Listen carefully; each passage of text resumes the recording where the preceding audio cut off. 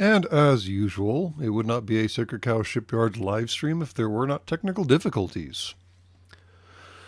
I would hate to let y'all down by having everything work all at once the first time around. That would just be bizarre. Totally out of character of this channel. Anyways, and we hear. Good. At least I didn't mute myself this time like I did last time. That was entertaining. Sitting here talking to myself for 5 minutes until someone finally spoke up and said, hey, were you supposed to be saying something? And I'm like, oh, crap. Well, that broke.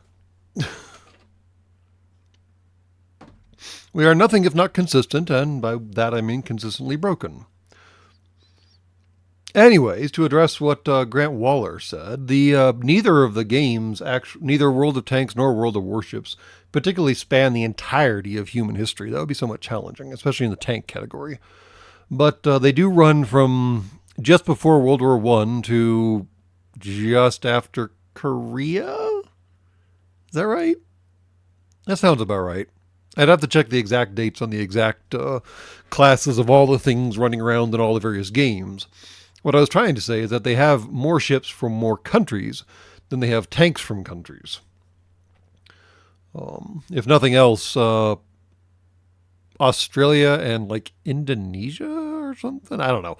There's all kinds of weird little factions running around in the World of Warships that don't seem to show up in World of Tanks or haven't yet. And by yet, I mean approximately 2 orbits ago, because I took a break from both World of Tanks and World of Warships a while ago, and immersed myself in 76, probably more than I needed to, and I'm looping back once again. And since I accidentally triggered a 40-something day premium for World of Warships, I guess I'll be playing that for a little while. And Fergus is here!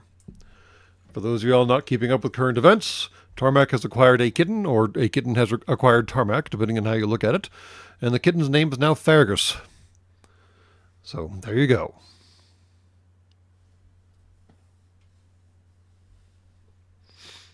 Well, the big problem, Revark, is that if you went back far enough, tanks just didn't exist, so the game would be like an empty field. And cameras staring at each other. And that would be it. Not exactly riveting gameplay.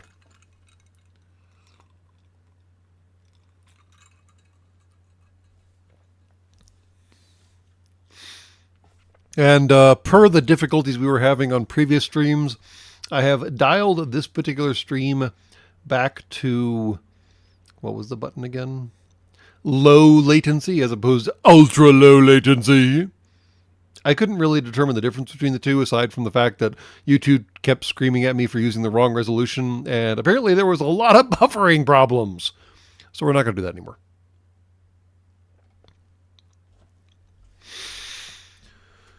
Beyond that, what else is going on your planet currently? I see Wizards of the Coast inserted their appendage in the closest wall outlet recently, so that was fun. Well, yeah, I guess for HBO is right. For most of human history, you could have Leonardo's tank running around the field. There would be no tech tree. There would be no development. There would be nothing. There would just be Leonardo's tank just rolling around, running into each other, and shooting at each other, I guess. Which, I mean, I guess could be pretty funny. And then suddenly you start actually having things that you think of more as tanks. Like, I am quite disappointed, though, that World of Tanks never actually introduced the Mark series from Once Great Britain. I have no idea how they would do it on account of the two turrets, two primary turrets at least. And the game pretty much fixates on a turret, if at all, because tank destroyers don't always have turrets. So adding like 2 turrets would be amusing.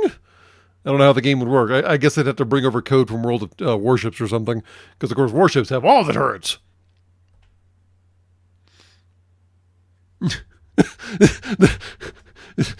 Giving Gaijin the idea of having Leonardo's tanks rolling around the map running into each other. I mean, that would be pretty funny, you have to admit. The World of Tank actually has that 5-turret Japanese tank. The I forget what the damn thing is called. It's a super heavy, and you can only drive the 1 turret. It also has the 7-turret Soviet tank, and you can only drive the 1 turret. Now, granted, in the Soviet tanks case, the other turrets were all machine guns. In the Japanese case, that was a oh crap! I'll have to look it up. I forget what they called it. I thought it was a Mark Series 2, but like Japanese. Um, Hold on, please stand by. Da, da, da, da, da. Type. The Japanese use Type series. That's right. And actually, the one that you're probably thinking of is either the OI or the ONI. And OI is probably a Japanese word that I don't know, and ONI, I'm assuming, is a pronounced ONI. There's also the OHO and the Type 4 and the Type 5. And the OI and the ONI, I think, both had 5 separate turrets. And I think the main was a primary gun, and then I think there was a secondary gun as well, and then various machine guns. And the World of Tanks game doesn't really implement machine guns. There are, of course, like auto-firing, magazine-fed autocannons, but those are typically larger than your average machine gun, and typically only happen either on very specialized tanks like the French. I think the French wheeled tank has a magazine fed in later levels, or they happen on a lower technological level, like a Tier 1 or Tier 2 tank. There are lots of Tier 1 and Tier 2 tanks that have hysterical spam cannons. Yeah, no, no one would ever call the Japanese heavy line good in reality or in the game. I don't think in reality they ever actually got past the OI experimental, and it was called experimental because they only made like one of it, maybe, and that was it. I think the game projected the OI and the ONI and the rest of them just off drawings, basically. There was the combat car a long time ago, but now the French have, hold on, I forgot what it's called. And again, all my information is, 2 years old, so take this all with a grain of salt. The French have the Hotchkiss and the Panhard. The Panhard is a 4-wheel. The Hotchkiss, I think, is a 6-wheel. And then it moves up to the Lynx, which is definitely a 6-wheel because it's a 6x6. And some other ones like that. I was working towards getting the the Swedish S-Series tank just because they're freaking hysterical. But trying to fight through the IK V90 or whatever the hell that thing was called was an absolute pain in the ass. Anyways, enough rambling about tanks. We are here for warships. Bigger, badder guns. Bigger, badder vehicles. Basically the same gameplay when you get right down to it. Let me push some buttons and hope this works because it's being erratic and dumb. Yes, the French anti-armor Vespa is quite amusing. Here, let's stick a recoilless rifle between your legs. Nothing bad can happen.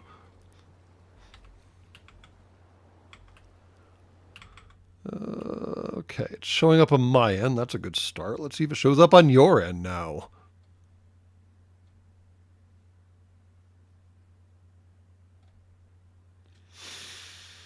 Hopefully at some point you'll start seeing a ship, or at least a office looking over a ship. I don't think I can actually move around in the office. No, I can go look at the ship. Cool, it worked. Okay. Wasn't sure there for a while.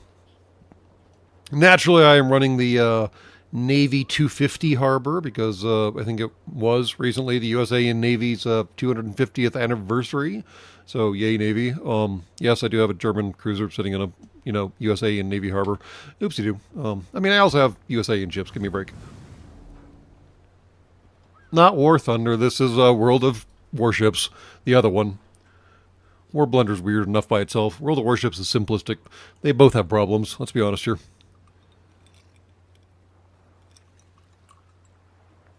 German cruisers are fun.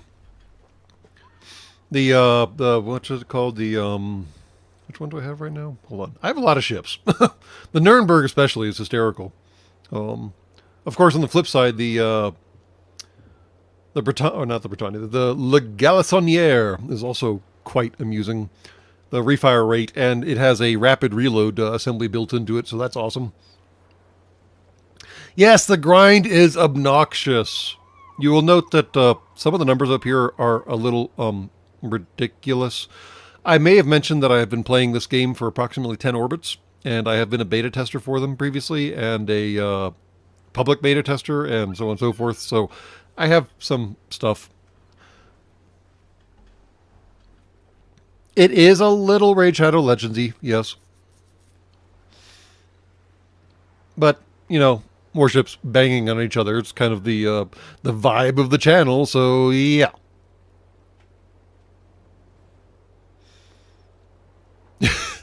The original German destroyer line was awesome. They had those port and starboard torpedo tubes that could fire forward, and that was too much for the game. I tell you what.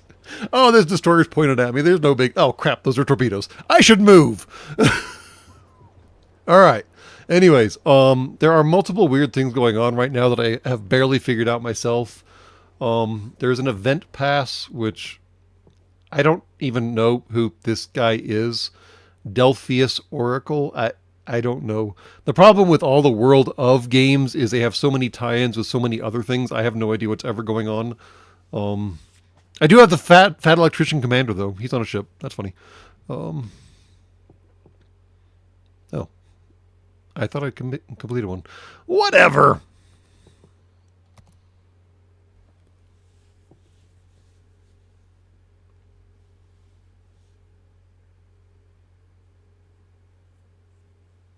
I have played Hardship Spacebreaker, Hard Space Shipbreaker, whichever that. Yes, but we're not playing that tonight. We'll play that at some point. Previous question, Dockmaster. What was the previous question? Thoughts on the Avatar Pandora game? You expect me to play an Avatar game? What's wrong with you?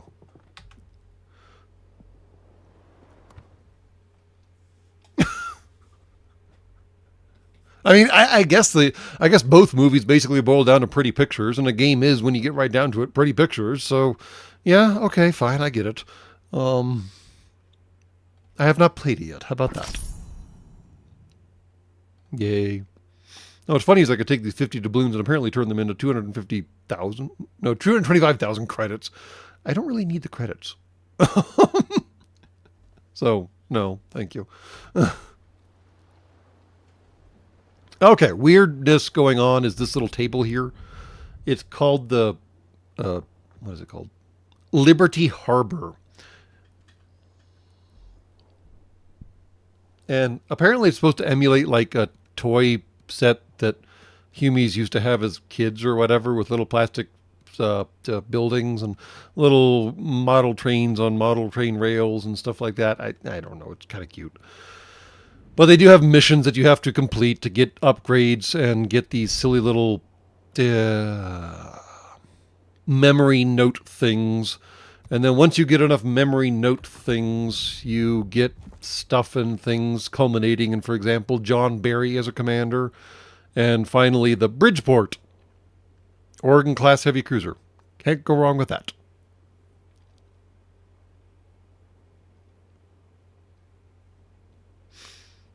Well, thankfully, Shane 7 Rain, they have absolutely disabled friendly fire with torpedoes.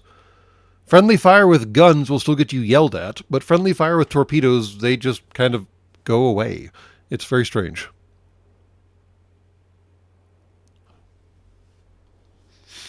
I just talked about the one ship, KPE Guybers, the ISV Venture Star, right? I should go back and talk about the single-staged orbit shuttle at some point. That thing was such a waste on the poor bombing run.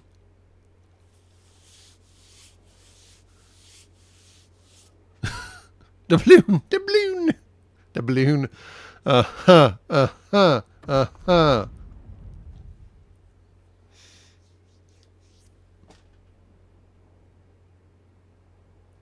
You know, you should never buy an easel unless it's made by Vind. I hear they make the best easels out there.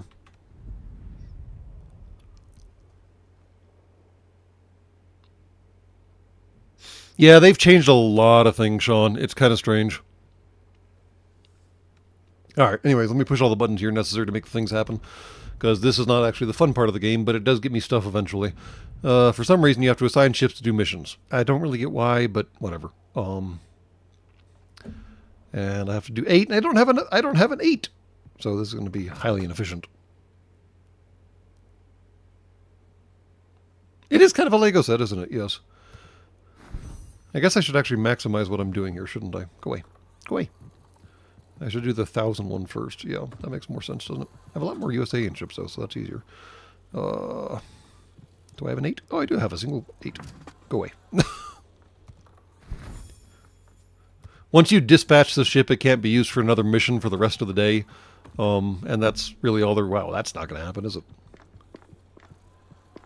Nope, just shy. Damn.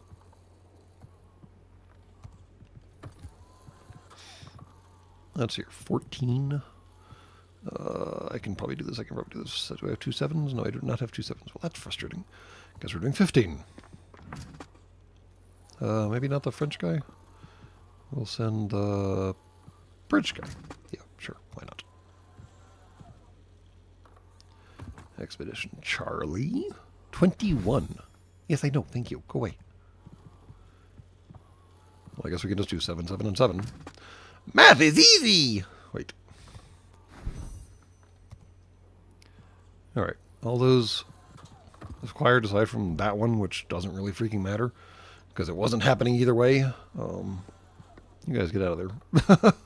That's not happening. Alright.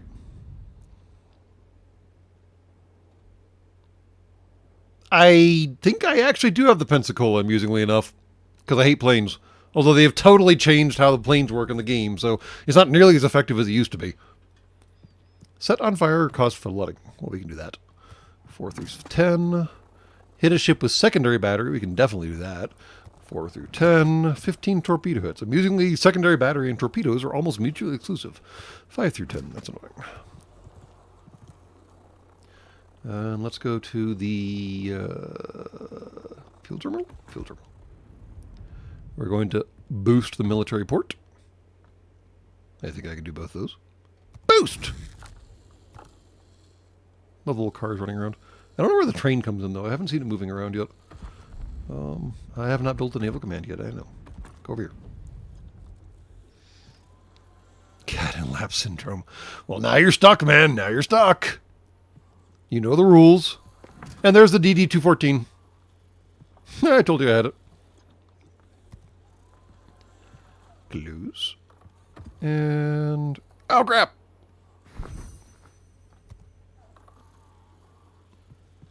No! I sent all the Japanese ships on the wrong mission. Oh, well. Mistakes were made. Let's see how far we can upgrade this thing.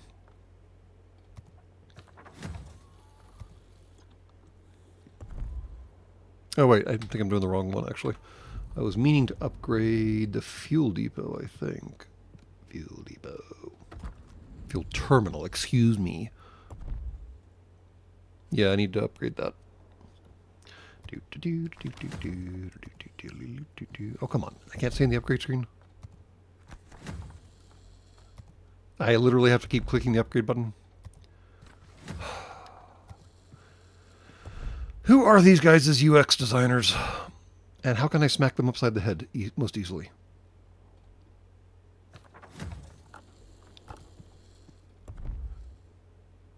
$9,000. Well, that's not happening.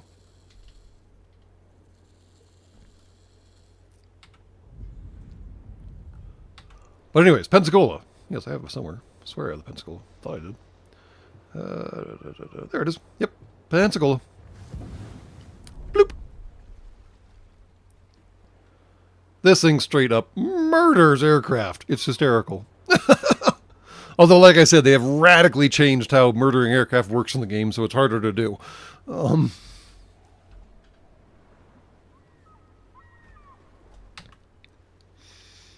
Okay, so we have to do 4 through 10 for everything except torpedoes. Is that right? If I remember right. Missions, campaigns. Nope, not campaigns. I need to figure out how to finish campaigns. Combat missions. Here we go. Liberty Harbor. Get set on fire 4 through 10. 5 through 10 for torpedo hits. Boo! But I can do 4 through 10 for the rest. And I have a lot more 4 ships, I think, than I do. Nope, stop that. Alright. What is a 4 that I was trying to get up to a 5? Do I have any? Do I actually have any 4s now that I say that? That'd be funny. 4 that I was trying to get up to a 5. What are you doing down here? Your torpedoes. Not helpful. Uh,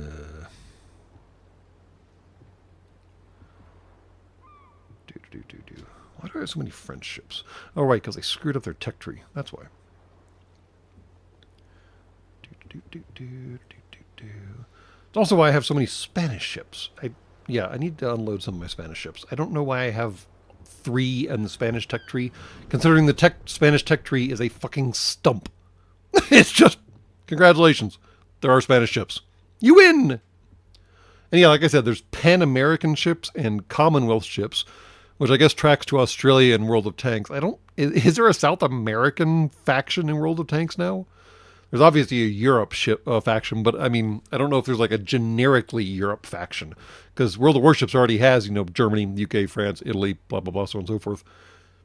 Not sure if there's a Netherlands tank. That'd be weird. This game does desperately need PT boats. Destroyers basically fill that role, but not really. It took them long enough to add submarines, man. Don't ask for too much. So I have to do secondary, set on fire, and torpedoes. Let's see what we can knock out easily. Secondaries. Well, if you want secondaries, you want battleships, because that's pretty much what they do.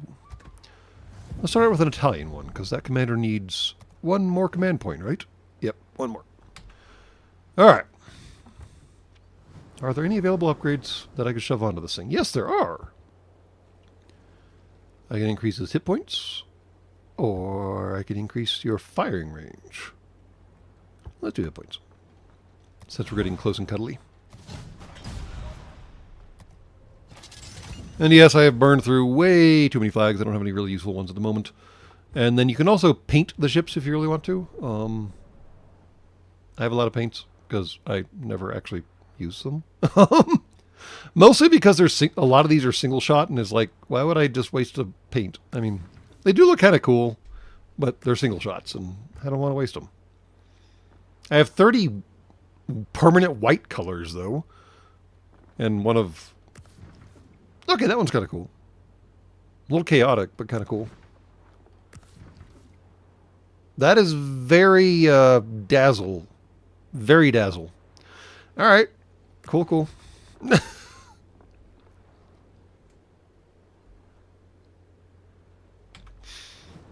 All right. Let's go get close and cuddly. We're doing a co-op. I think that's what the mission's required.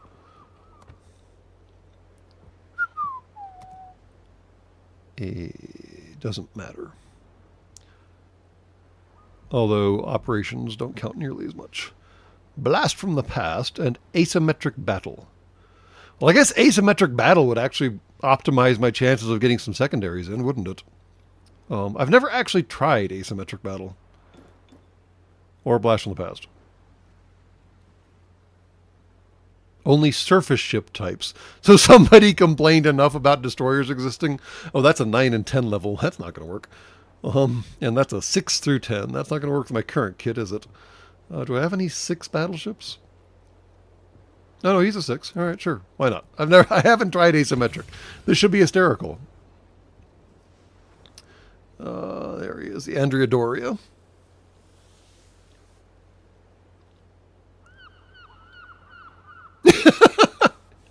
If it had suicide bomb, yeah, that probably wouldn't be so great. I can create a division. No, I'm good, thank you. Let's go see what asymmetric battle is. This will be exciting. New for me and you.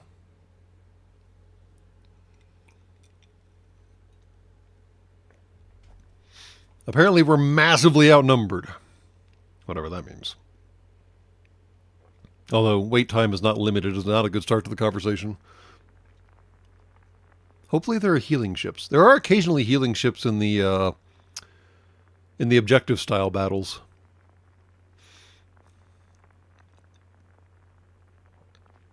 There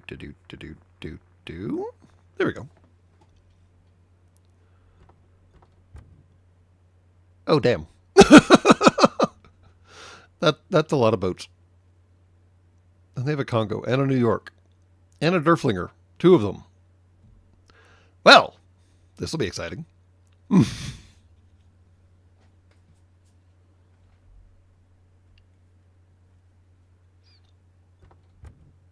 Oh yeah, low wait time definitely means they fill in with bots. That's not necessarily a bad thing, because I mean, like I said, we're playing co-op games right now, so you're shooting against bots anyway, so it doesn't really matter.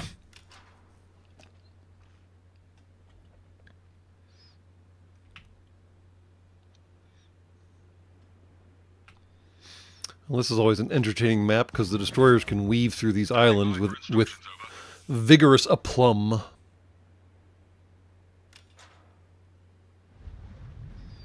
I should try that Admiral's game again. We did it once and we haven't gone back to it. Mostly because it was the first time I was playing it and I had no idea what I was doing. I should probably revisit it on my own time.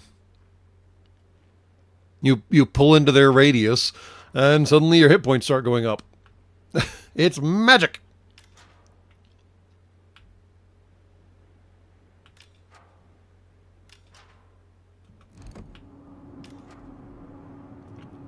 Oh, let's hope that carrier knows what they're doing. Because I really suck at carriers, actually. There are actually battle carriers in this game, if you can believe it.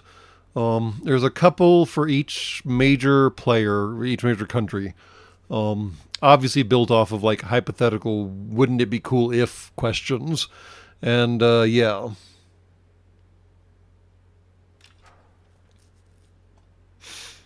I mean, isn't it just funnier to kind of stumble and bumble my own way through, Ben Parker? I mean, good suggestion, but my standard tactic is simply stumbling and bumbling my way through.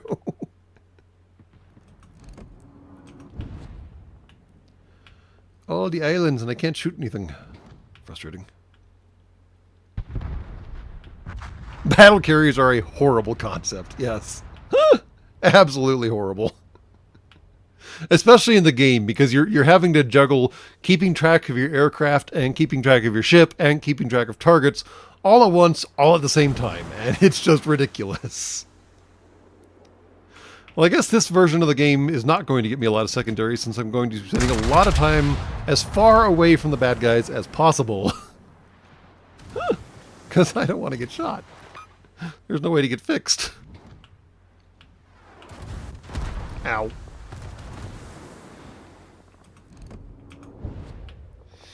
And here we see the battleship's biggest problem is the reload time.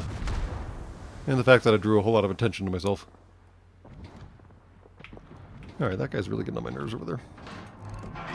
Probably should have focused on him, but you know what? Choices were made. Battleships do have some kit that normal ships don't have. By normal ships, I mean destroyers and cruisers. You can repair party yourself, which does repair some hit points, but only up to that gray bar on my little hit point chart over here.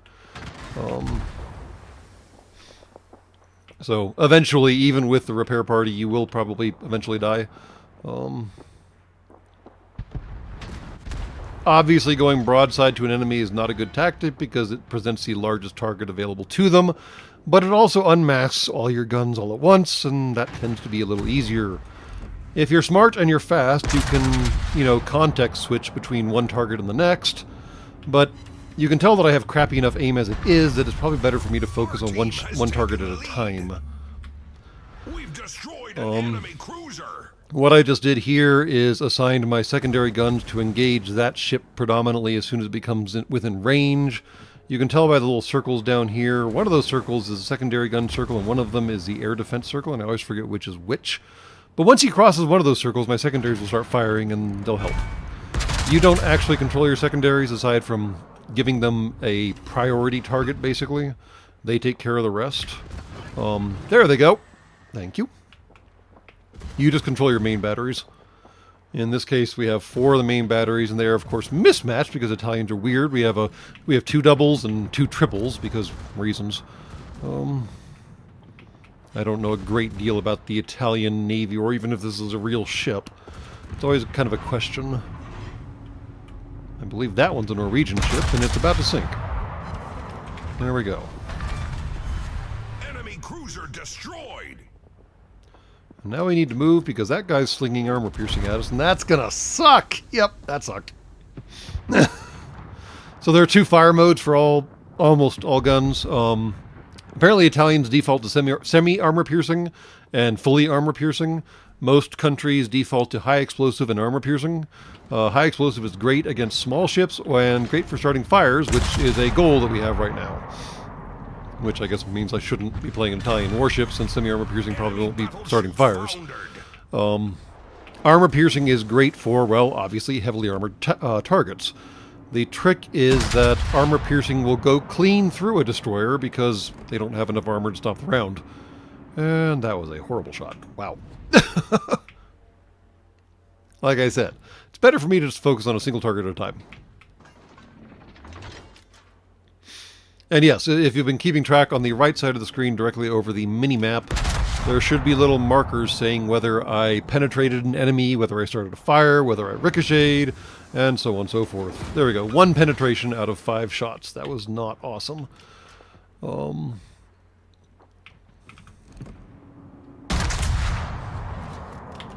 should go ahead and give ourselves another boost, because we're going to need it. See, non-penetration. I hit something that had armor thicker than my silly little guns could go through.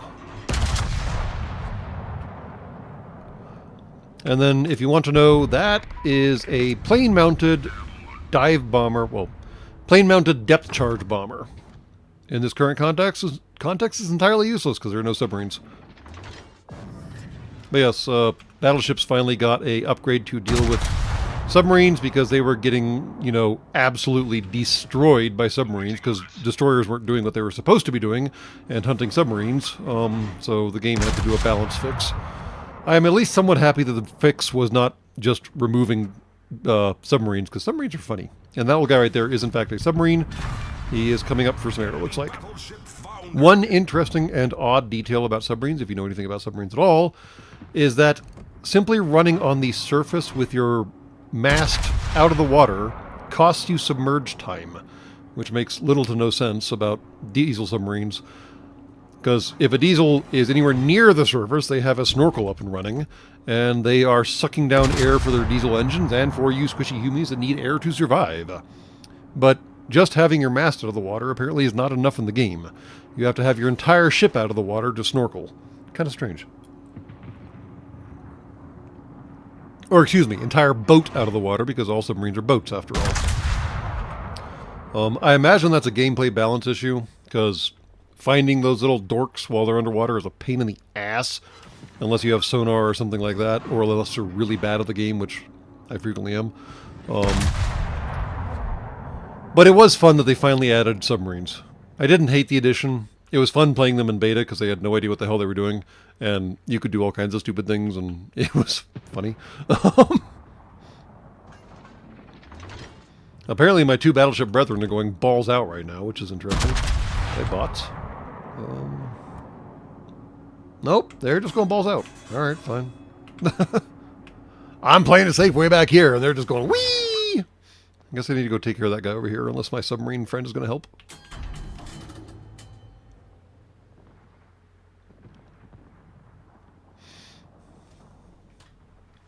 What else is weird about subs? So they have run on the surface, which is obviously simply running on the surface. And at that point, they do have a deck gun that you can sometimes manually engage. As far as I know, only the Soviets have main battery deck guns. The German and the USA and deck guns are all secondary batteries, so the game takes care of those for you.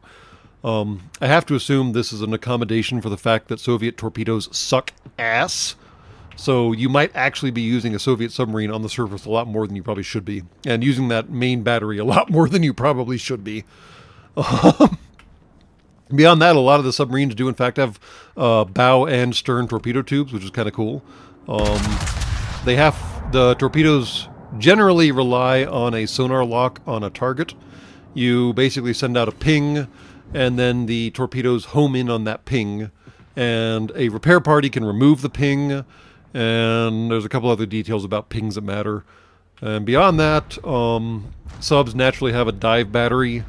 It ranges based off of what sub we're talking about as to how long they are. The Germans have the cool ability to have like a backup battery that can extend the dive duration a little longer. The USAians have Basically, it increases the speed of the maneuvering planes, which increases your maneuverability. Hey, we won. Nice. And then the Soviets have non-homing torpedoes, which again is an interesting addition. You would again really only use those on the surface. So, once again, Soviet torpedoes apparently just suck balls.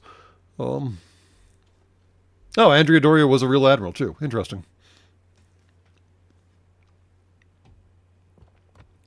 We did not set any fires, did we? We hit something with a secondary battery a few times. That counts. Beware the ping, for it doth herald the pong. Oh, yeah. It's bad when you got one ping. It's worse when you got two. We don't talk about the Mark 14s.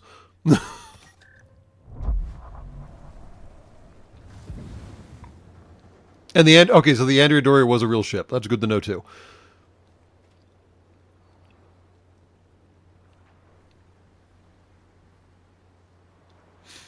Oh, no, I have Fat Electrician voicing a different ship.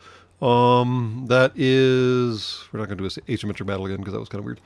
I prefer co-op battles. Let me fix the thingy.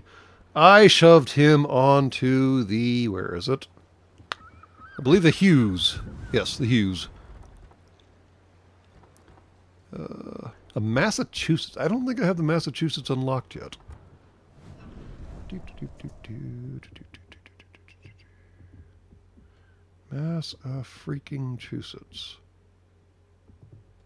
Massachusetts. Massachusetts. I'm guessing that's a premium. But speaking of battle carriers, is that one not a battle carrier? One of these is a battle carrier. Hold on. How do I see the actual ships? Oh, it's a premium. Yeah, you'll find that I don't have a lot of premiums because I just don't understand the point of them.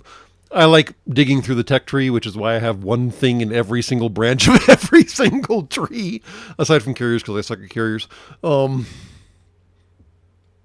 swear there was a battle carrier somewhere around here. Maybe it was for sale. I can show you how ridiculous it was.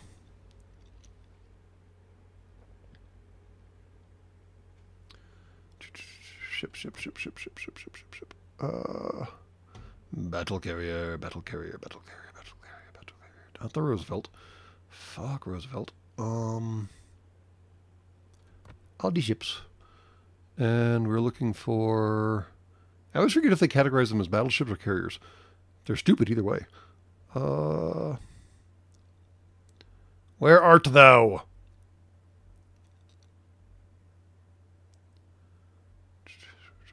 Not the Immelman, although naming a ship after the Immelman is funny, given the maneuver. There we go. The Kearsarge. Behold, battle carrier. Little tiny flight deck. I think it has 4 batteries. Yeah, it actually has 4 batteries, which is not bad for a battleship. But little tiny flight deck, it's so adorable. Let me show apart. There we go. There we go. I mean, 4 triples for a battleship is not horrible. Aside from the fact that you have this massive target right here.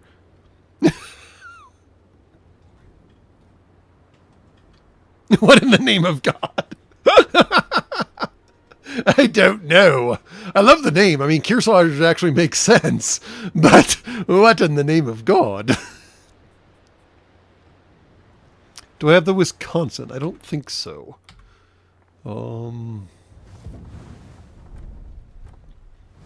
Tech tree. If I push all the buttons, eventually the game will explode. No. I'm guessing that's also a premium. Like I said, you will find that I have almost no premiums.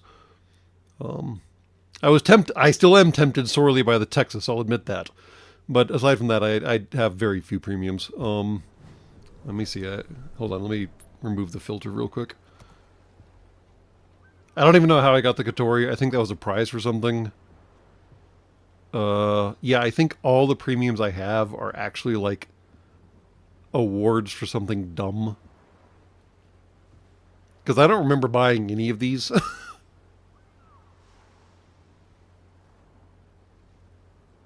Yeah.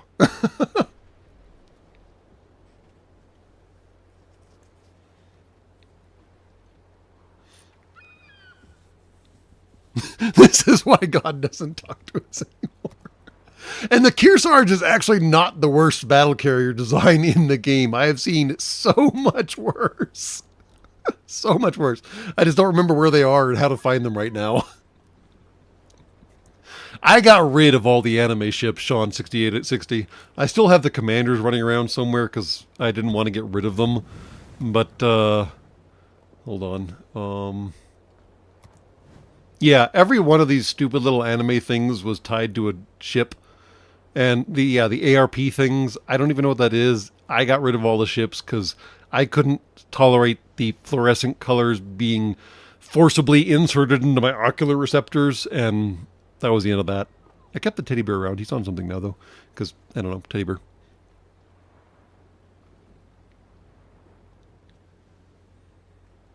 I did not play that beta, Mitchell Lotes. I think I missed that one. Arpeggio of Blue Steel. Well, yeah, that was weird. Let's just leave it at that. All right, secondary. We need to go make friends. Let's go make friends with the classic. Co-op, check. All right. You kept the pink one just to bug other players. Well, that fits, doesn't it?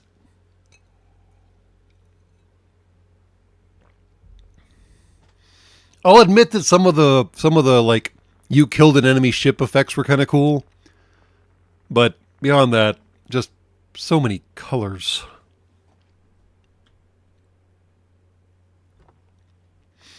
So many colors. All right, here's a much more usual battleship thing. I like the little fishy flag. I forgot where I got him from too. Where is he? There we go. Fishy flag. He was from some Christmas thing, I feel certain, given his hat, but he's kind of cute. So this battleship is an upgrade off the last one because we now have a spotting aircraft, which naturally increases our shooting range. All right. So the good news about co-op games is that the AIs have literally no intelligence whatsoever. They're really dumb. And they just come hard charging up the middle, and since we're looking to farm secondaries, we go hard charging up the middle and spam can them. Hey, Uggan Floors. Also, for some reason, the game has added dolphins. You can see them, well, you could see them. Just a second ago. Where'd they go? I swear to the Great Maker there were dolphins swimming next to our ship, and now they're gone. Whatever. The bad news is charging up the middle is generally a great way to get turned into a reef. So sometimes it works, sometimes it doesn't. You will never see players in random games, as opposed to co-op games, go hard charging up the middle unless they're just straight up Leroy Jenkins. And yes, Leroy Jenkins is in fact a commander in World of Warships. Once again, I am tempted by him slightly.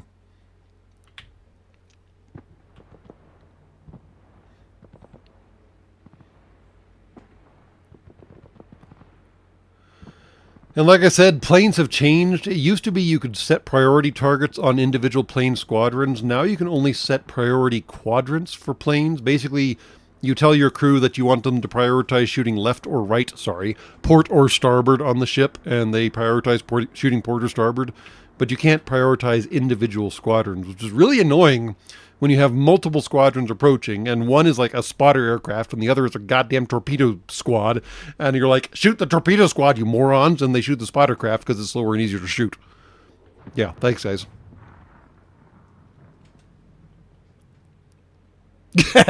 Well, so some of their, Ben Parker, some of their Halloween and other holiday events are, I went the wrong way, didn't I? Oh, well. Some of their Halloween and holiday events are pretty cool. They add some crazy things into the game, and it works out pretty well. Some of them are not.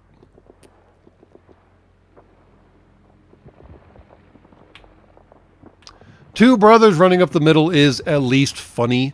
I mean, someone always does it. It's always interesting to see which ship class on which side does it.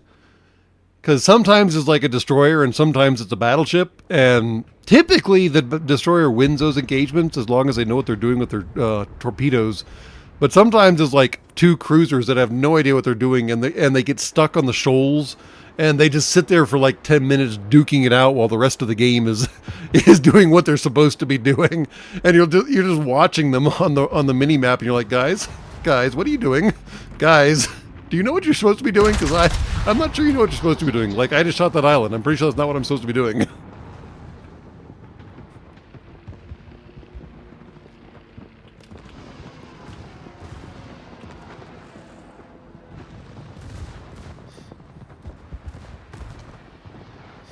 All right, secondaries. Fire alarm. Oh, hush. Would you hit something, please? I have not yet seen a submarine go through the two channels, but I desperately want to. Two of them submerged and missing each other entirely would be hysterical.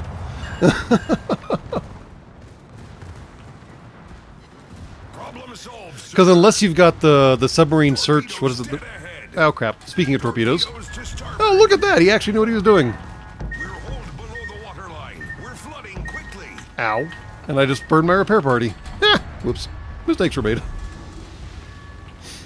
Because unless you have the appropriate submarine search function running, I think the two submarines can miss each other entirely. Torpedoes direct front. Well, those are going to miss because I maneuvered for the last batch of torpedoes, you dorks.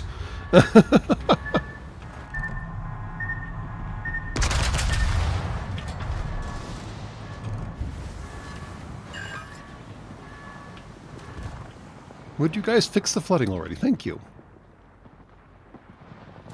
That guy survived. How is that guy still alive? Oh, well. There we went. Team All right, has cool. taken the lead. Carrier finally noticed he was about to be blown up. There's a battleship somewhere. There he is. Well, let's do something about the battleship, since those cruisers are hiding behind a rock.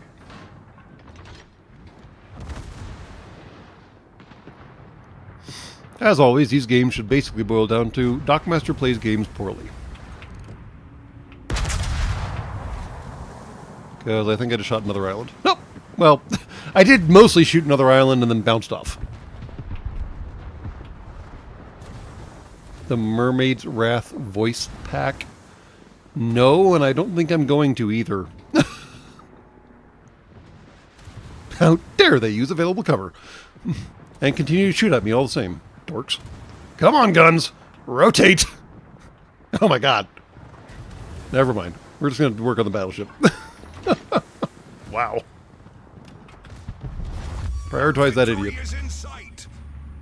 Can we get clear? We got clear shot? No, we don't got a clear shot. Damn! Well, I fornicated that island. Let's take a win.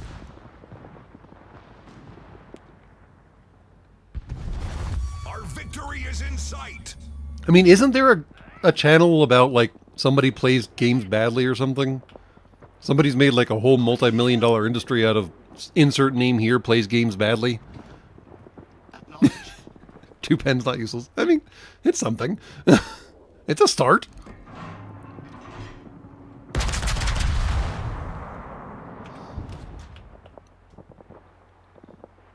Congratulations, you killed a mountain. I mean, the USAians are very proud of deleting a Korean mountain, so it makes sense for a battleship to totally molest an island.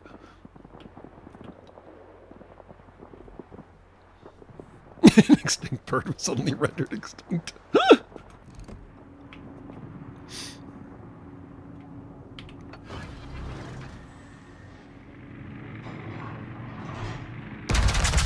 I mean, the island was hiding an enemy warship. It was clearly a collaborator and therefore had to get shot.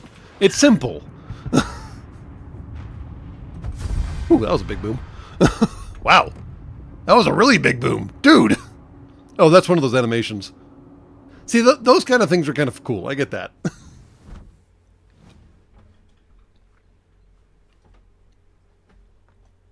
How satisfied? I mean, I guess I'm satisfied. Weird question to ask. Kind of creepy. I only set 3 fires, though. Boo. And did not get very many secondaries. Secondaries are going to be a while, aren't they? All right.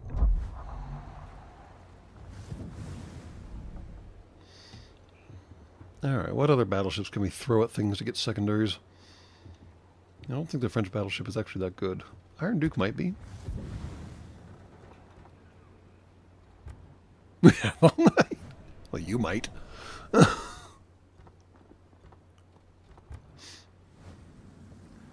You're already maxed out, Mr. Iron Duke. Let's take off some of these flags, because I don't have enough of these to burn through them that fast.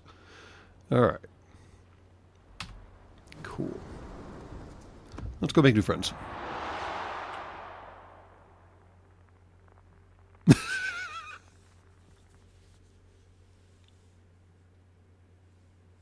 Have a good night, Neo Gotera.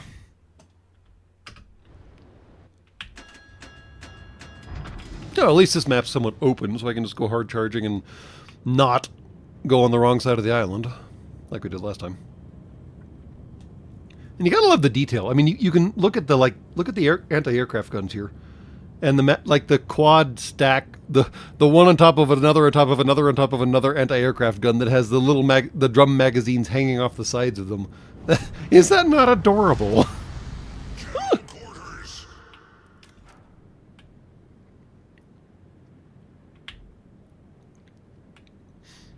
mean, we got a second, so we might as well look at the ship. And then we got pom-poms on top of the turrets themselves. Awaiting orders. And my turrets are doing weird things, and I'm not using the right buttons to move things around. You know what? Never mind.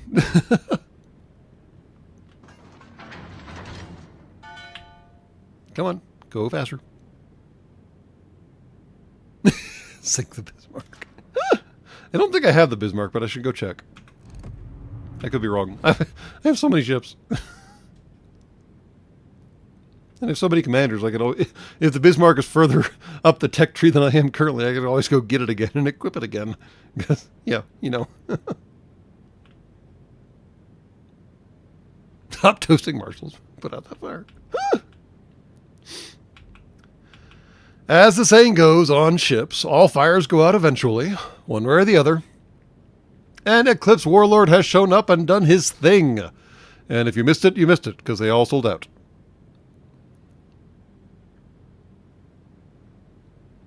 Enemy force detected.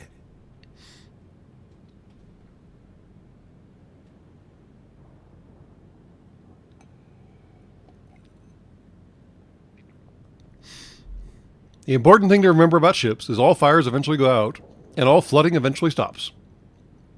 And that's not nearly as comforting as you might think it'd be. Hello, Eclipse Warlord.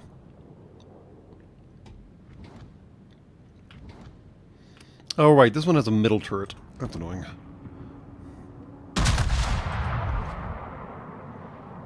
Silly middle turrets. Come on, come on, come on, come on. Ah, just missed. No. Yay, set a fire. Yay, high explosives. Stupid middle turret. Come on, get on bearing. There you go. That was multiple guns. Well, now we're just shooting for the giggles of it.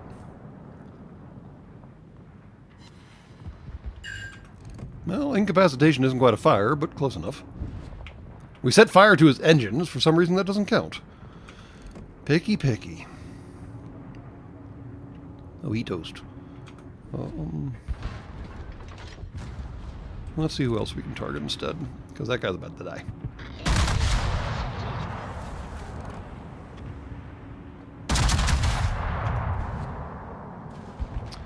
Oh, look! We're about to get torpedoed again. Hey, fire! Let's start whatever evasive maneuvers a battleship could actually accomplish. Dude, watch fire.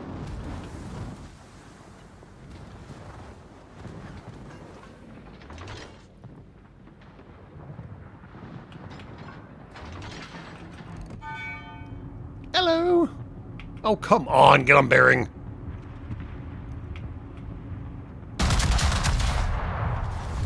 Slack asses here. Hey! Lots of fires! That might be enough. That is enough. Well, we set the fire thingy.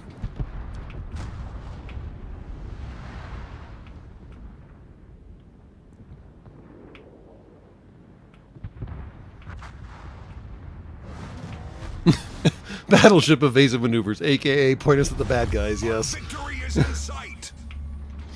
Well, we got no secondaries, but at least we set some fires. Take what you can get, I guess. Lots of fires.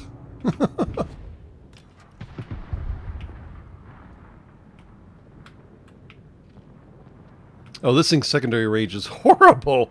That's why we didn't set any fires. 4.3 kilometers? Are you kidding? That's literally knife fighting range, which I guess is what secondaries are meant for, but damn. Our victory is in sight. Are you pushing that carcass around like a shield?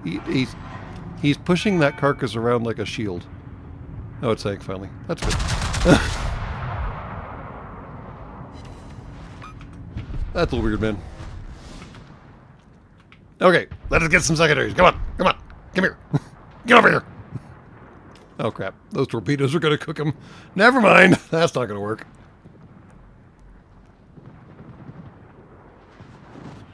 The lifeboats are on fire, sir. Oh, he is cooked. Boop.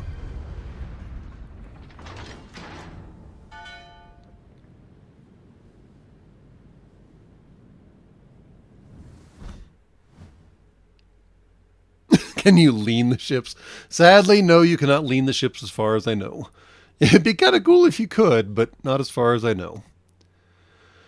Well, we got the set fire. Nice. Now we just have to get the secondaries. Guess we should start checking the... Ooh. I don't think I care about that, but thank you. Let's see here. And you can actually see the armor layout on the ship, which is kind of interesting. Oh, yeah. You can actually see it in the...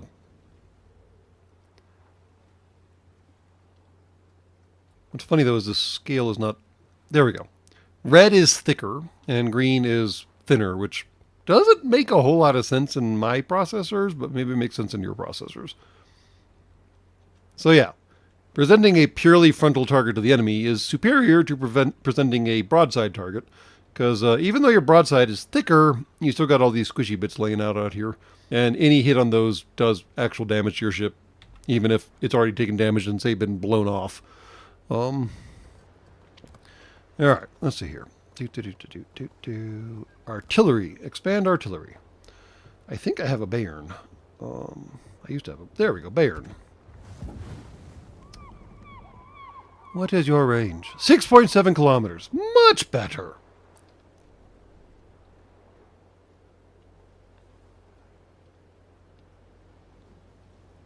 And yes, presenting broadside makes the relative thickness thinner. Much like tanks, angled armor for the win. Because if it's 100 millimeters thick and you turn it 45 degrees, the effective thickness of it is suddenly massively increased.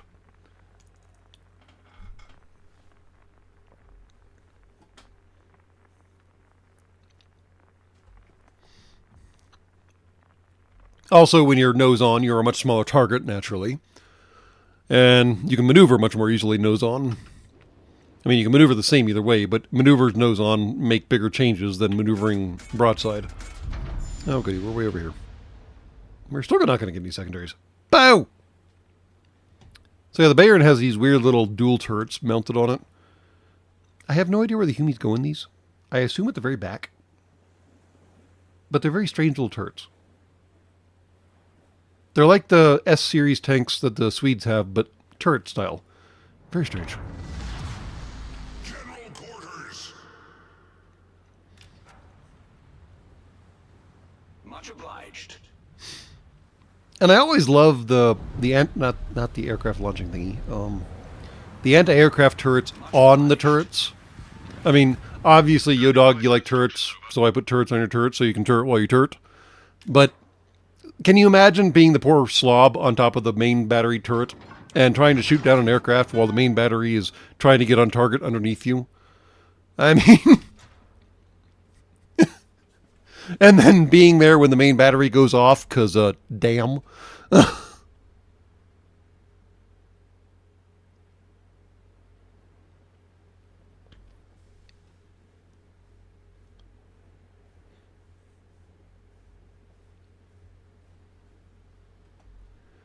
Well, it depends on a lot of variables, the Tiger Claw. I mean, if you're not penetrating the skin armor, you're not getting anywhere anyways. And since the skin armor is almost as thick on the nose as it is broadside, and it is at a much greater angle, then, like I said, you're not getting through to the bulkheads regardless. Because, like, if the broadsides are 150 millimeters thick and the nose is only 100 millimeters thick, but it's angled, the effective thickness isn't that far off.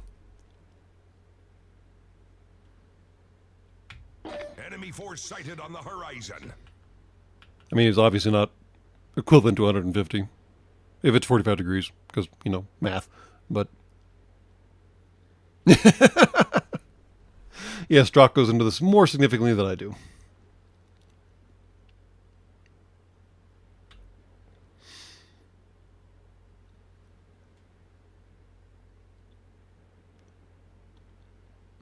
Did you know, Ben Parker, that that was actually an official USA and Navy recruiting song for more years than the USA and Navy would probably be likely willing to admit?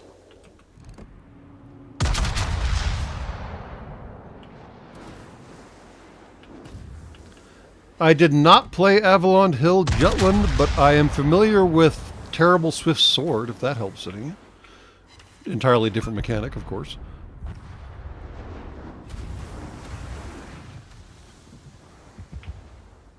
You should always rewatch Down Periscope. There's never a bad time to rewatch Down Periscope.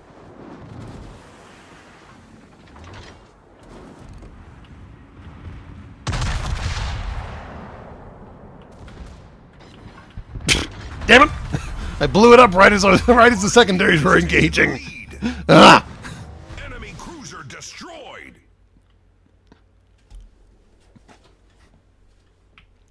I mean, it's not a bad song, Ben Parker. When you get right down to it, it's a perfectly solid recruiting song. There were just some additional details that no one bothered to pay attention to. And at the time, those details were problematic.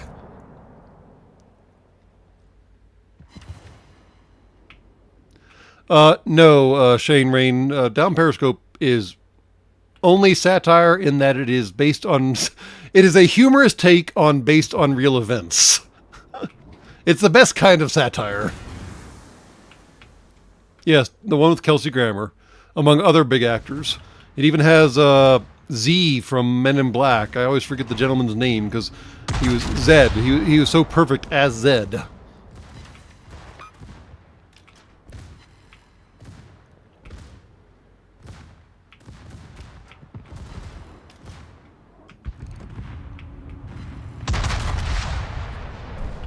All right, secondaries, do your thing. Go to town.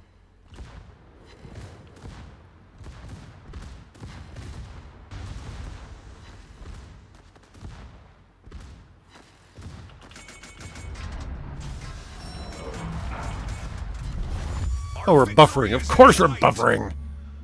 Wouldn't be Steak or Cow Shipyards if we weren't buffering.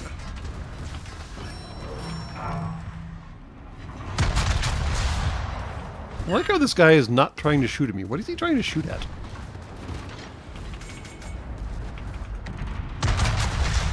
Oh, now you're going to shoot at me. Are you sure? Have you decided?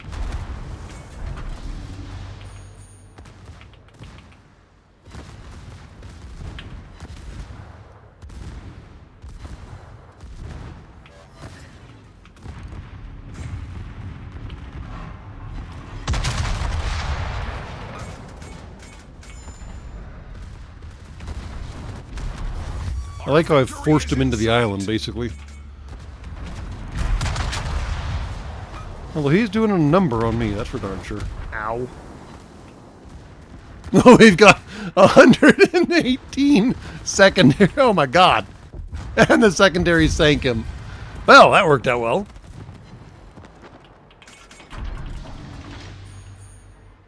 Oh, and that we won. Well, fine.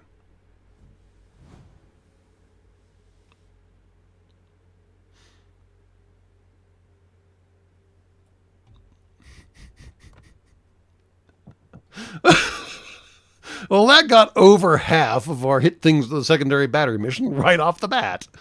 Win. See, like I said, sometimes going straight up the middle works out in the end.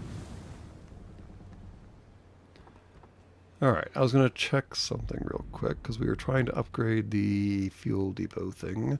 Sorry, terminal. 9,000, not quite. Darn. All right.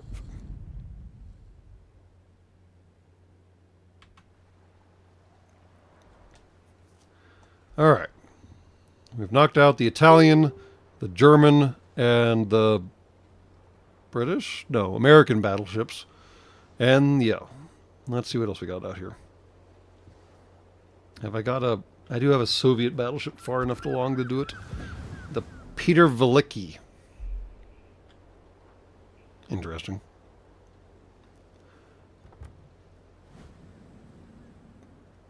Let's go ahead and give you an engine upgrade. Why not?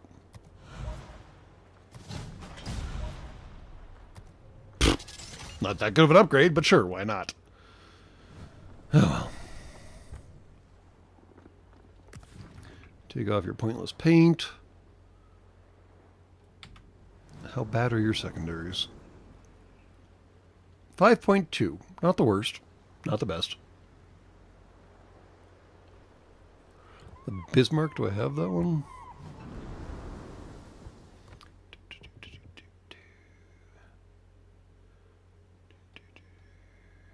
Not yet. Not gotten to the Bismarck yet. We'll get there.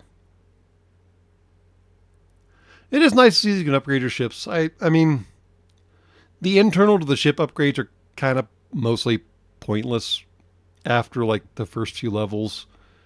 You're doing marginal improvements off things. You're not adding any new features or anything like that. The game used to have weirdness like ships didn't have like anti-aircraft guns until you upgraded them far enough, which at least was a notable improvement as opposed to simply just, oh, you have a bigger hit point pool now. I mean, okay, that's kind of just... You're going to make me upgrade that, really? So crews don't gain experience with time, but your commanders do gain experience with time. And experience with time eventually allows them to unlock more and more features like, say, long-range secondary battery shells, and faster main gun rotation, and faster repair time. And they get undistributed skill points, and each tier costs 4, 3, 2, 1. And you can decide where those skill points go. I don't know if there's a cap on them. I haven't run into a cap yet on the commander skill points, but it gets progressively harder and harder to get more and more commander skill points. So, yeah. And at least it is not the Moskva. Yes. I don't even think the Moskva exists in this tech tree. Nothing with missiles exists anywhere in World of Warship as far as I know. Like rocket-propelled styled missiles, not I'm throwing something at you missiles. So even though the USAians do have, for example, well, they do in fact have the Iowa, and the Montana that was meant to replace it, and the Maine that was meant to replace that, then none of them will have harpoons or anything like that.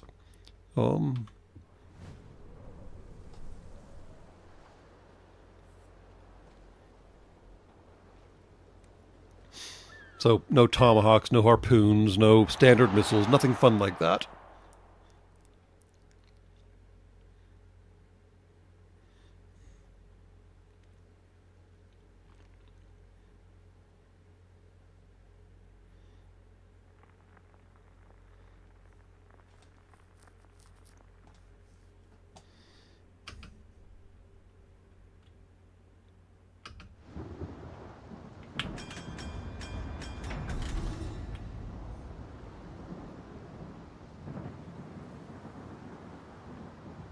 One fun little detail is this little thing on the left side of the screen that has the 2 bars sticking out to each side, or 4 bars sticking out to each side in this case. That's called a rangefinder. And if you notice, it will rotate as the turrets rotate in just a second. Well, 2 seconds. Ah! Battle starts. See the rangefinder rotating with the turrets?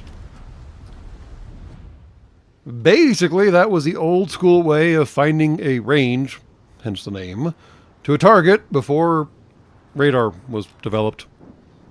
You offset 2 ocular lenses far enough, and you try to collimate the 2 things together, and you do some basic trigonometry, and the triangle with that little turret being the base, and the 2 legs being very, very long, tells you approximately how far the target is from your gun.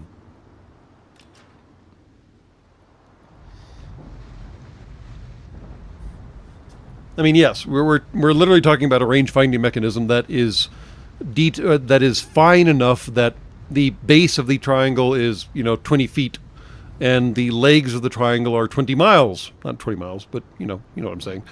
And trigonometry suddenly does what trigonometry does and allows you to put warheads on foreheads.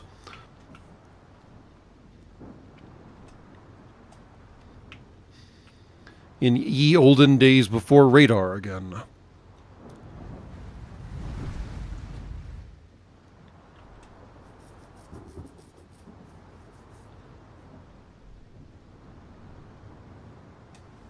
Although amusingly, they actually tried to do the same thing with finding aircraft by way of massive hearing cones, basically. I believe the once great British tried it back during World War II, where they'd put guys out on the shores and cliffs of their islands with these massive cones hooked up to their ears, and your binaural hearing was supposed to help them identify an incoming aircraft and what direction they're coming from.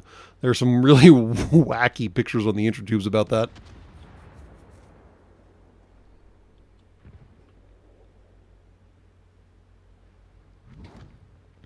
What do we got? What do we got? What do we got? Come here, you. All right, we got to get close and cuddly. We're not doing standoff crap. We're doing secondary crap. Come here, you. Oh, look, we have a new friend.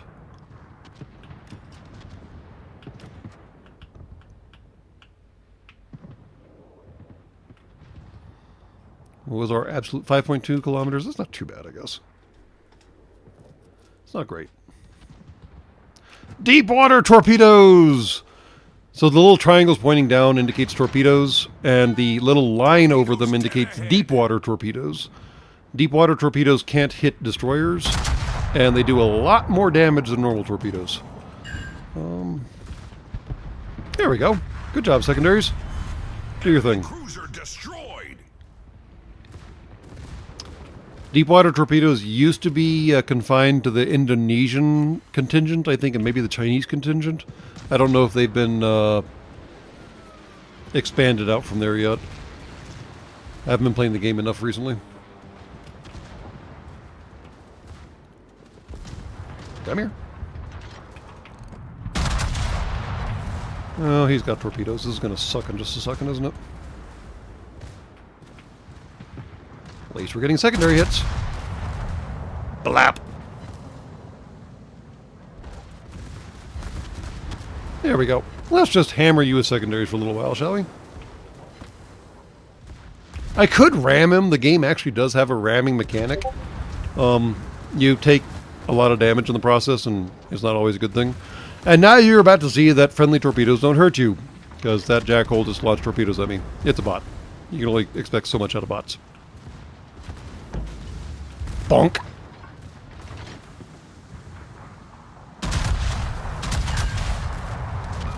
Sucks to be you, mate. Torpedoes to starboard. Where? Oh, way out there.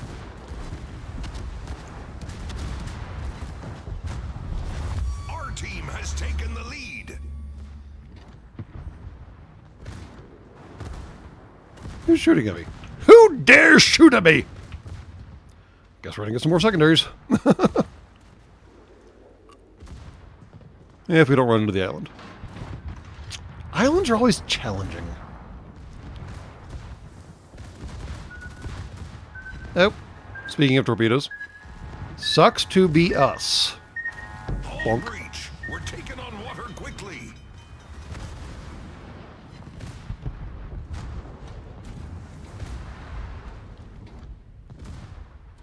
Problem solved, sir. Who are you shooting at? I always love it when my secondary turrets start shooting a direction I'm not looking, and I'm like, what was I missing right then?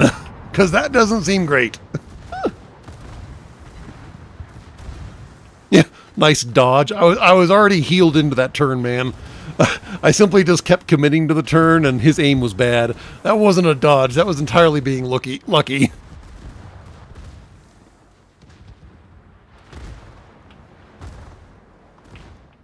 And I do believe we finally satisfied the 200 secondaries constraint. You're going to launch a spotter? Really? How much farther do you need to shoot to hit me?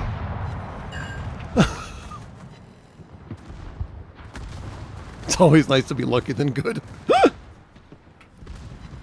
I mean, occasionally I'll own up to being able to dodge torpedoes in a destroyer, because that's what destroyers are supposed to do. But actually claiming that I dodged a torpedo in a battleship, yeah, no, that's not going to happen. There is no way that I saw far enough ahead to actually dodge a torpedo.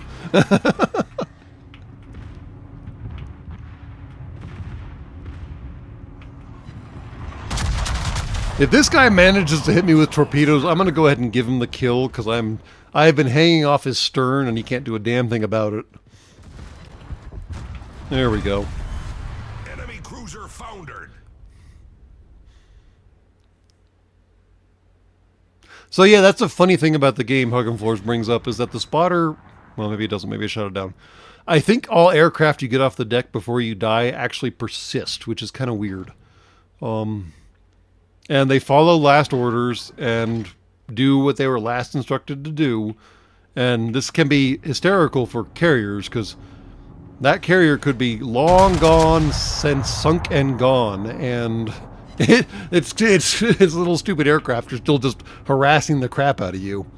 Crossing the T is actually on the bow, not the stern, although I guess technically it works both ways, but the classic crossing the T is on the bow.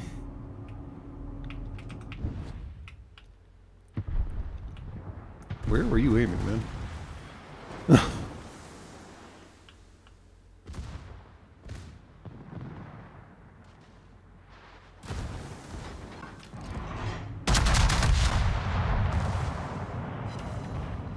There we go. That was actually a really good volley, aside from none of it going in. 7 out of 8 rounds hit, and 1 went in. Well, screw you too. I guess we should go to armor piercing next volley. Damn.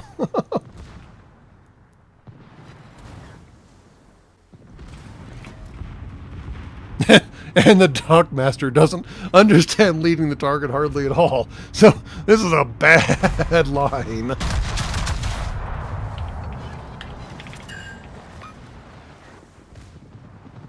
4 out of 8, not bad. Okay. Ow. Come on, secondaries. Do your secondary thing. Hammer this idiot. I guess we are at basically extreme range for secondaries right now. There we go. He's got my number now. He's also... Who's sending a depth charge bomber after him? Depth charges do 0 damage to surface ships. Oh, that's gonna suck. Yep, that sucked. And I overbet it. Well, 6 went in. 3 kept going. If you have to lead the ship, you're not close enough. All the torpedoes. Someone is really pissed at him to launch that many torpedoes. Damn. Come on, secondaries. Kill him. Kill him. Kill him. Oh, no, he's dead.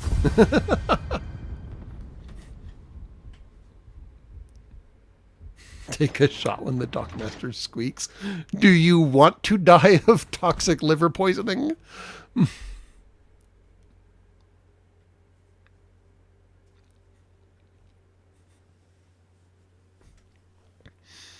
Or toxic alcohol poisoning, liver death, whatever you want to call it. All right.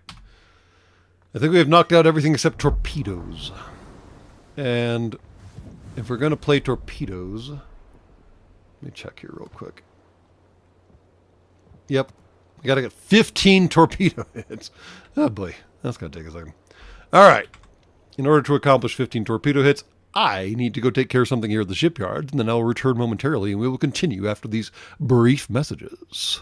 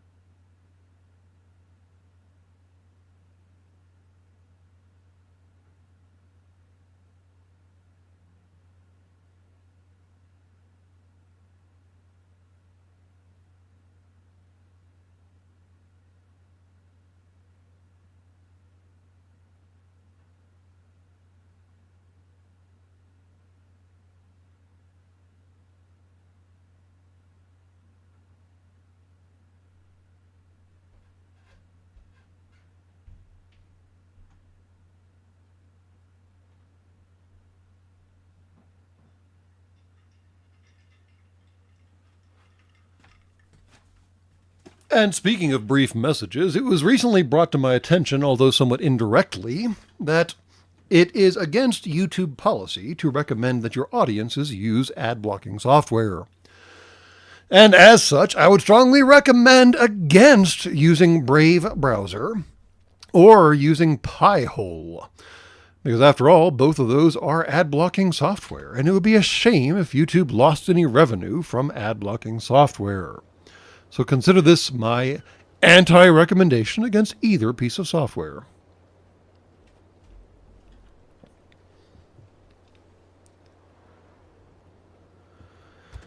Okay, the obvious answer for torpedoes is destroyers, but just to show off submarines, because submarines are fun, we're going to do submarines.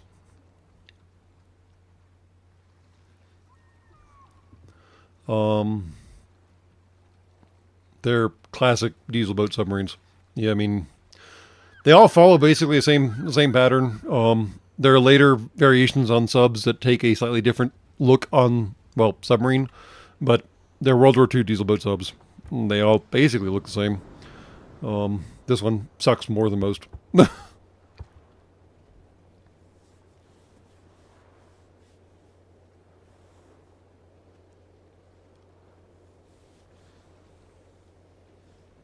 Time for down periscope. Yep. Wild West Raider, I believe that was Eclipse Warlord that gifted you the membership. He does that periodically. You got to be quick on the button, though, because everybody grabs them for obvious reasons. Mitchell Oates would like to point out that submarines are fun is an inaccurate statement after you spent 20 years aboard one. I can't argue with that point.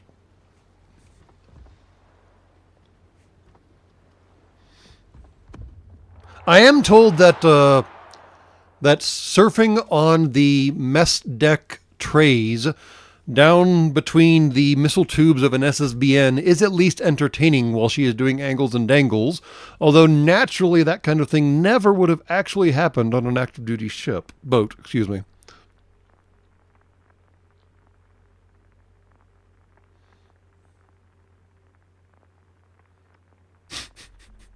Well, I mean, doing down periscope as a movie episode, I don't know. I mean, there's nothing really to talk about. It's all right.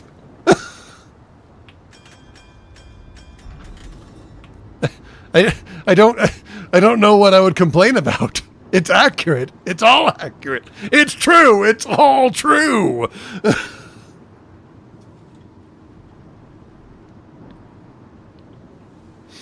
So there are the 4 dive settings: 0 meters, 6 meters, 30 meters, and 60 meters. 60 meters is basically to get you away from depth charges. 6 meters put you at periscope depth, which allows you to see everything around you and be seen much, much harder. And then 30, of course, is basically invisible to surface ships unless they have sonar, or unless you do something stupid. You'll note that the deck gun is a selectable option on the Soviet submarine. Behold, deck gun. One deck gun. And here is that sonar thing that we were talking about. Boing! Now you notice that big white spray in front of me as I pinged off the sonar? That's kind of a dead giveaway that there is a submarine, because enemies can see that as well.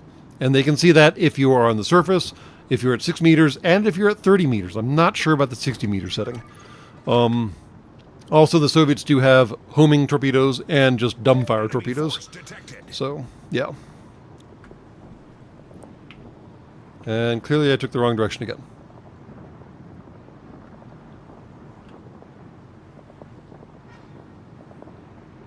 Oop, and it's time to get deep. Because the last thing a sub wants to do is be seen. Bad things happen when you get seen. Let's see if we can tag a destroyer. Hey, we did. Hey, destroyer. Catch. Now, that sonar ping will persist on that destroyer for another 13 seconds. Unless I ping him again. Boink. And now my torpedoes should be homing on that ping and chasing that destroyer down, hopefully.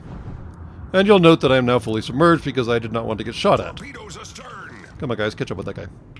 10, 9... Did you guys seriously miss? You seriously missed. Stupid fucking torpedoes.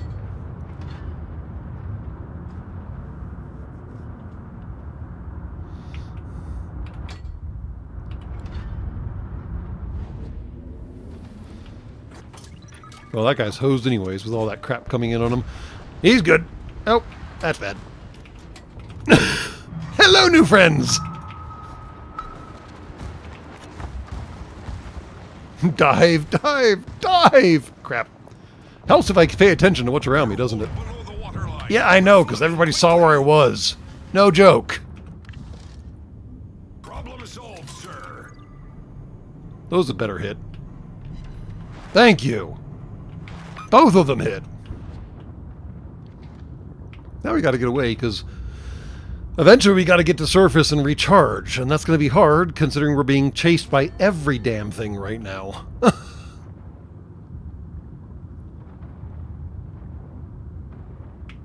Sequest in action, basically. Alright, have the stern tubes reloaded yet? No, of course Team has not. taken the lead.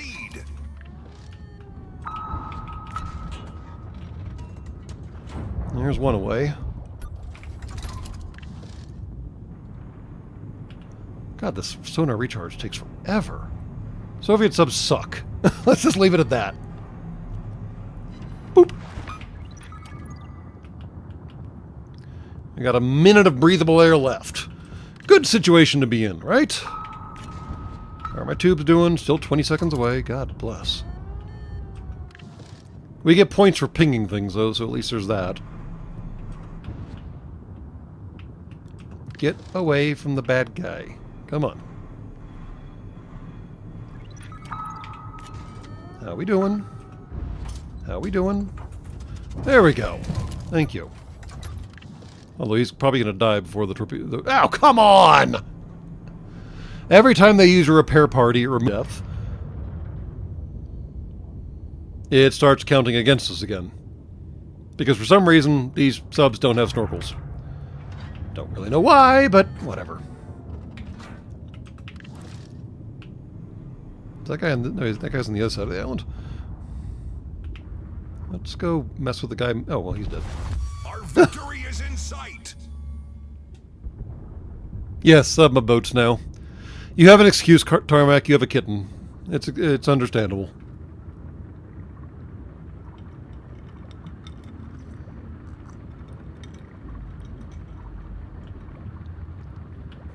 Yes, Soviet subs do have stern tubes. I think all subs have stern tubes. Maybe? I haven't checked.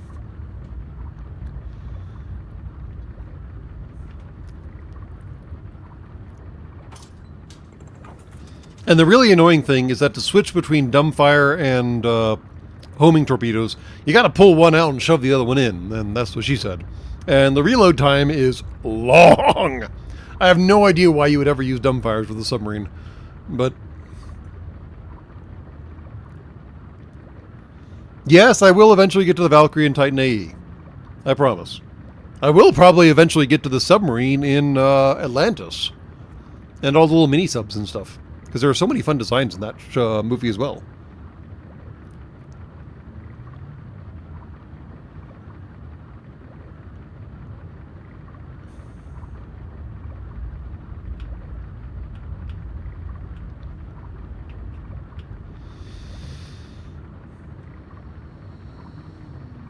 I don't think you can rip a spread, though.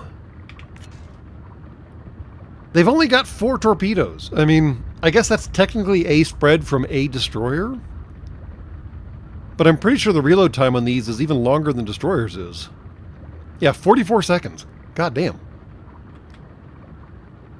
That's an eternity. Oh, hold on. The switching time is actually short. Hold on. I may have misread. Oh, switching time is only 8 seconds. Okay. So I lied. Fine. So if I go to dumbfire mode, it only takes 8 seconds to swap them out. And in that case, I guess swap them out means, like, redo their programming or something. Okay, so that's not so bad.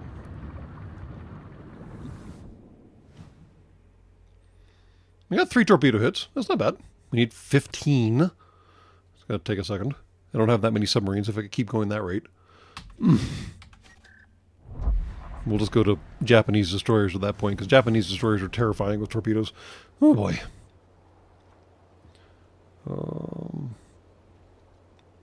I think only the German, the Soviet, and some the British have subs.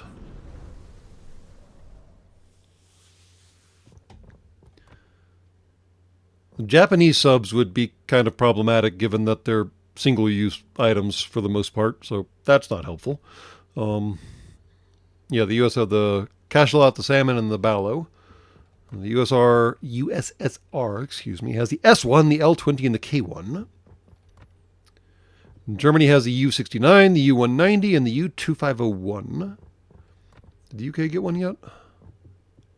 Oh, no, they do have submarines. I just haven't unlocked them yet. I have to keep working on the Acosta. All right, someone remind me to play the Acosta when we go to destroyers so I can work on that.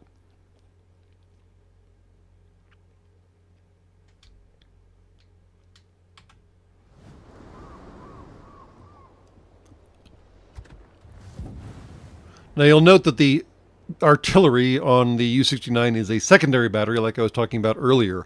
Only the Soviets seem to have a primary battery, and that's because their torpedoes blow chunks.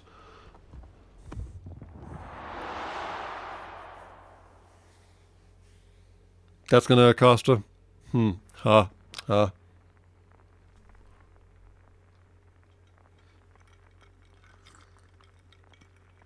The time dilation is far from consistent, Ben Parker. Don't take any of the numbers as a hard and fast on anything.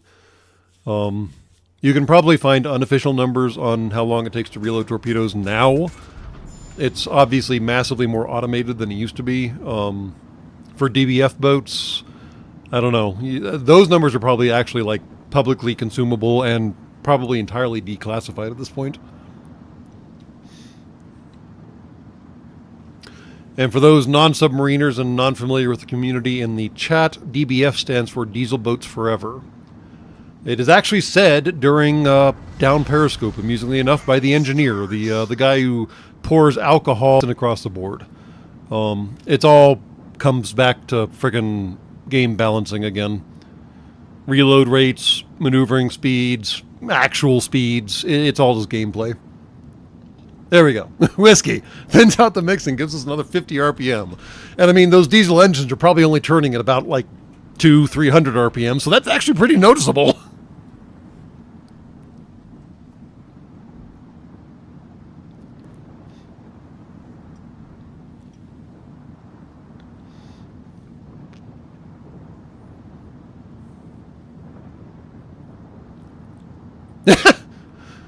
The Battlefleet Gothic game suffers from the same basic problem this game does, but this game doesn't express it nearly as much. Battlefleet Gothic is fun until you realize that if you stack up all of your forces on one edge, you're basically invulnerable. All the enemies keep coming at you, and you're all shielding each other, and suddenly it's not a big problem to get shot at. And I just got briefly detected. Not great. Especially with like escort style missions. You just stack everybody up on one edge and you're done. You jackhole repaired yourself. I put one ping on you and you repaired yourself. Dork. Torpedoes direct front.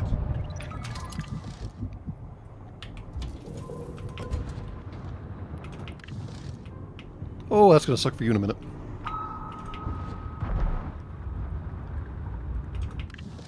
How did... We're holed below the water line. Oh, that sucks for me too. Quickly. Whee!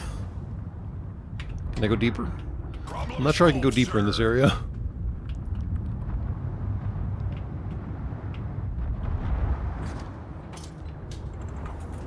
Insufficient time for torpedo homing. Torpedoes Fetch. astern. Torpedoes astern.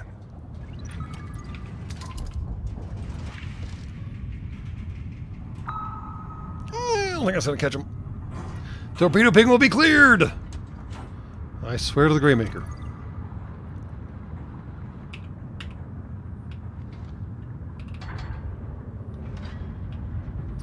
Well, everybody over here is dead.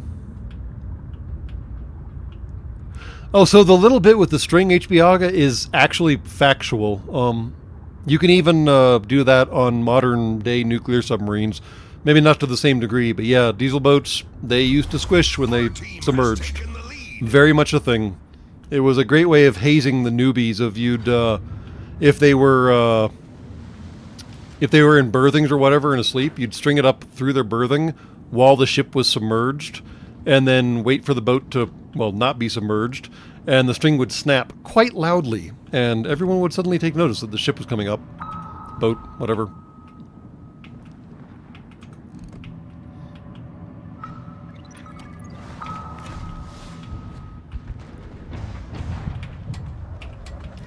And I forgot to mention, this thing over here is that reserve battery unit that I mentioned the Germans have. It increases your dive time significantly, which is absolutely terrifying because, you know, German subs and all that. Big problem for the Allies, right? Everybody keeps repair partying my freaking sonar pings. Guys are jerks. There you go. Caught both of those, finally.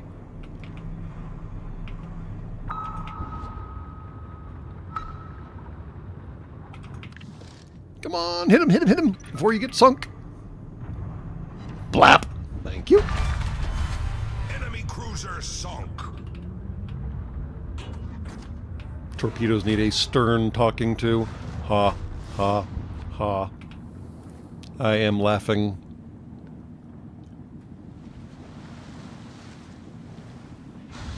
So, random question about diesel subs. Do they run the diesel while submerged, or they charge battery banks and run? They always. So even even World War II submarines were diesel electric. They ran on the surface using their diesel engines, charging their batteries, and then they could run partially submerged or even fully submerged using a snorkel. And that snorkel was used to exchange air for the crew and for the engines. And then they would charge batteries. And then, once they fully submerged, out of reach of the snorkel, basically, they went fully electric. And for the longest time, and I'm not sure how long that time was, at least until the Virginia class was launched, and probably until the Seawolf class was launched, diesel-electric submarines were absolutely terrifying when submerged. On the surface, they are louder than a herd of cattle being driven across the plains, because, of course, those diesel engines are just hammering away. And yeah, everybody and their brother can hear that thing. Even surface ships can hear that. But as soon as they fully submerge and go fully electric, well, congratulations, they have one moving part. That's the shaft and the screw, and that's it. Nuclear submarines, while they're operating on even nuclear power, have a lot more moving parts because they have to maintain the reactor. That involves, you know, valves and pumps and all water moving and all kinds of things. Electric battery turning a shaft? Yeah. One moving part. Dead quiet. Now, technology has improved and things have changed, and Virginia classes assuredly are. You basically find them for looking for the quiet spot in the ocean as opposed to the noisy spot in the ocean. But I understand for the longest time, even the USAians used to use diesel boats or simulated diesel boats as OPFOR, basically, because once they submerge and go electric, good luck.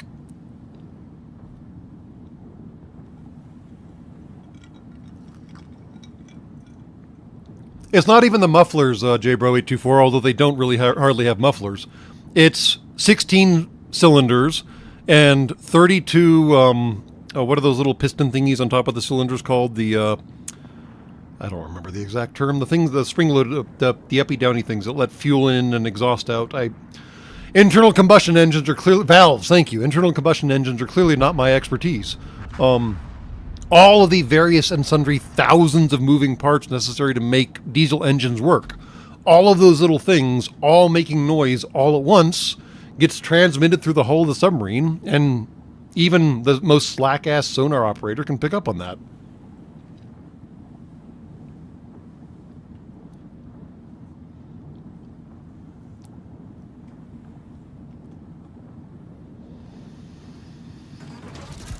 And yeah, a steam plant makes a whole pile more noise than just an electric motor doing what an electric motor does. I mean, if you insulate it properly, if you set it up properly, which obviously people do with submarines, an electric plant is just like, boop, gone. A steam plant, a nuclear plant trying to run, yeah, it's going to be quiet, but it's not going to be that quiet. But a lot of nuclear submarines still have battery banks on board and still have diesels on board for in extremis backup situations, and can do all kinds of sneaky-ass things. I know a very little about Seawolves, and even less about Virginias, for a whole variety of reasons, mostly because I don't want to have the shipyards visited by very polite gentlemen in black suits who had their sense of humor surgically removed. And yeah, you find them by looking for the empty spot in the ocean as opposed to the noisy spot in the ocean.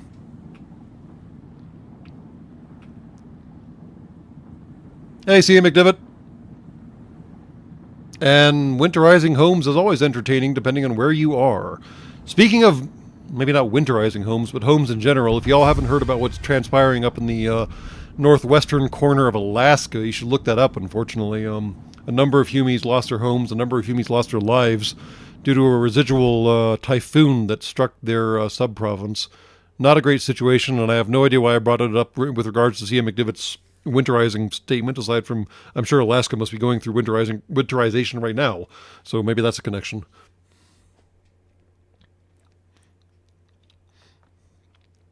Well, we got 3 torpedo hits. I keep getting 3.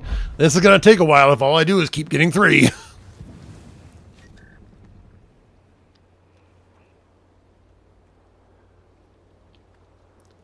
I mean, I'm not sure what difference you're trying to draw there with sonar noise versus acoustic noise, J-Bro. Generally, sonar is separated into what's called passive and active. Active is sending out that one ping and one ping only, and then listening for the return, as opposed to passive, which is simply listening to what's out there. And the USA Navy, and I imagine all navies that operate submarines, have very powerful computers on their submarines and very skilled Humies with stupidly good ears who can sit there and listen to a noise and tell you the exact subspecies of whale that created it, or the exact type of clam, or what are those stupid little the crustaceans that can punch as hard as a .22 caliber bullet, the mantis shrimps. Those guys are entertaining as hell on sonar, from what I understand. And so a diesel engine hammering away is very much a passive, like, whoo, that thing is making a lot of noise. And by the same token, all of those computers and all of those sonar operators can identify surface ships and their classes, and sometimes even the individual surface ship, simply by the screw noise. The noise of the propeller moving through the water is sometimes enough to identify an individual ship of a specific class, because the libraries on these things have gotten stupid large over the years.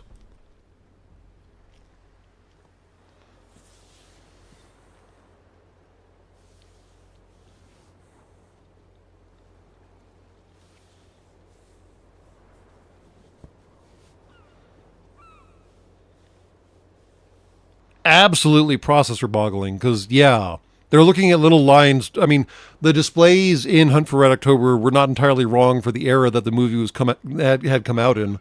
And yeah, they can look at squiggly lines on a screen and listen to the sound and be like, yeah, that's a certain clam about this distance away in mating call or whatever the hell. And you're like, what?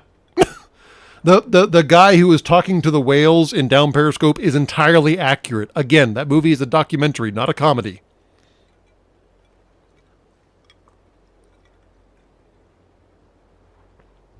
And HBAga, your uncle was not entirely wrong. He was barely exaggerating.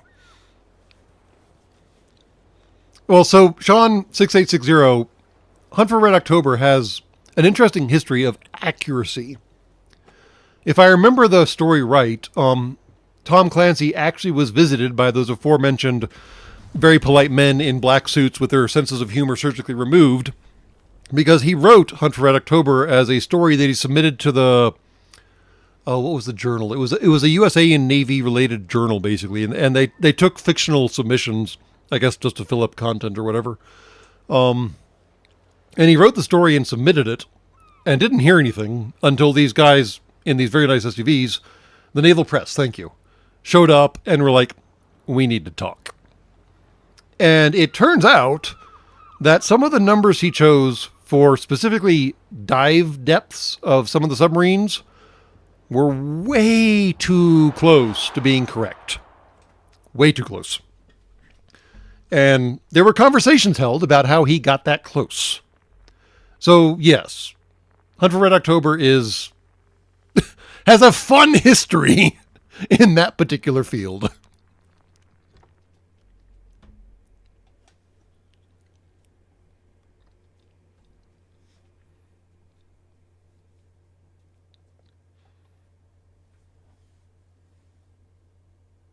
Oh, that's cool. Strong James right here. It's hysterical what captains can get away with on naval ships. I know of a story of a USA and naval captain on a frigate who was able to get an M14, like a live fire M14, not a line thrower M14, assigned to a ship, and then was able to get his machinist mates to weld him up some storage brackets in the overhead of the bridge. And he would periodically just take it out of the overhead of the bridge and use it for target practice on the bridge wings while they were out in the middle of the Pacific, just for the giggles of it. The frigate wasn't supposed to have a live fire M14 on board. All the deck watches had been converted to M16s. I have no idea how he was able to requisition one. I have no idea how he got ammo for it. I have no idea how the line item of welding the brackets into the overhead got line itemed out. But yeah. Enemy force sighted on the horizon.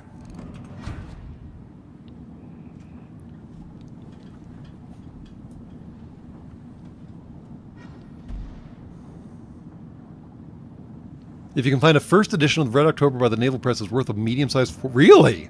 Did not know that, but that's cool as hell. Oh, crap.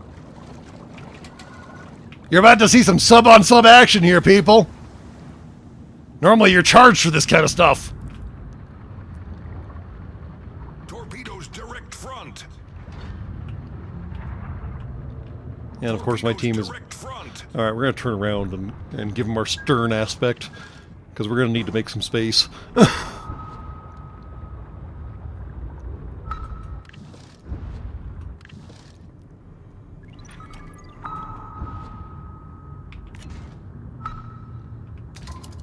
Two hits! Screw you, dude. Enemy battleship detected.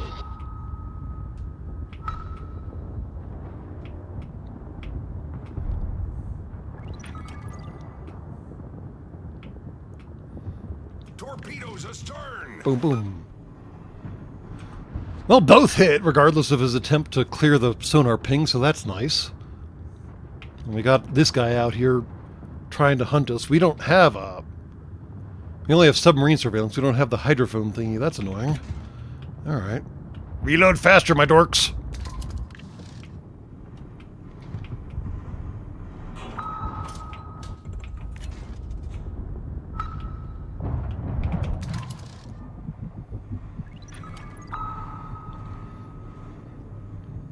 Bing! 2 hits. So 2 hits increases the duration more than 2 hits on different parts of the hull would increase it, I think. Sonar pings have a duration, and hitting twice in the same spot increases the duration more than twice of 1 hit. It's a lot confusing. Why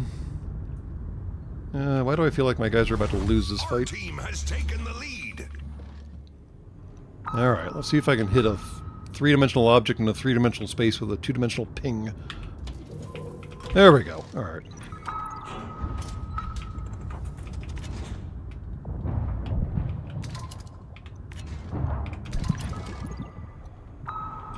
Let's ruin your day, shall we? Ah! Sonar ping will be cleared. Well, 1 hit. Screw you.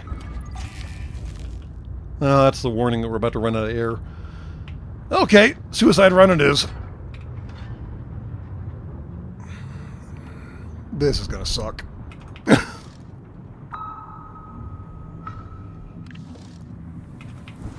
Their secondaries are going to molest us into oblivion.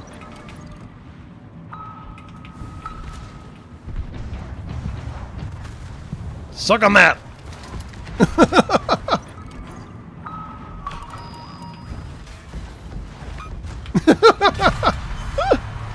Enemy battleship destroyed. And you, I saw you try to launch a torpedo at me. Jackhole.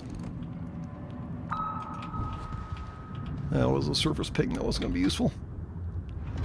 Problem solved, sir.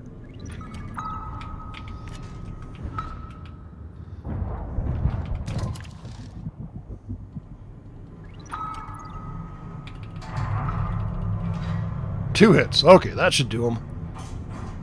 Come on, guys. Come on. Get in there. Get him. Ah, somebody else got him. Taken the lead. Good enough. 13, 12, 11, 10, 9 seconds. Woo! We almost suffocated.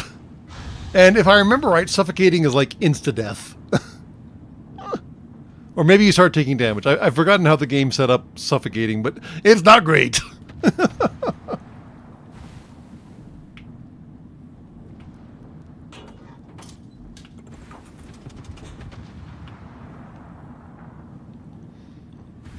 Let's go make new friends and influence people, shall we?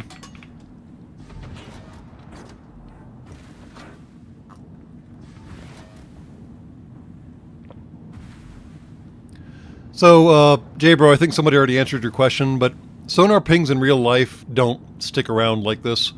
Sonar pings are... So imagine you're standing in a dark room, and you're holding a strobe light. 360 degrees, every axis, and you trigger it. And a sonar ping is... Did that guy just block it? That guy just blocked it! Seriously, friendlies can block pings? I mean, that's accurate, but that's annoying. And for that brief, not even a second burst of light, you can see everything in the room. That's a sonar ping. Now, I'm not going to say that they aren't directional. I'm not going to say that they are directional. But the general idea is that you get one burst, and you get to see what comes back from that one burst. Now, obviously, a sonar ping travels much slower than a flashbulb light does. Speed of sound versus speed of light, although speed of sound in water is much faster than the speed of sound in not water.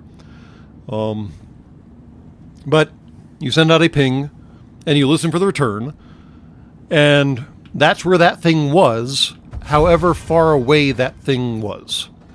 So if it was a sound second away, as opposed to a light second away, that's where that thing was a second ago. So you have to do maybe multiple pings to figure out, say, a direction of travel for the thing, because that's just triangulation, right? In this case, it's the two moving points as opposed to you being the two moving points, or two separate points.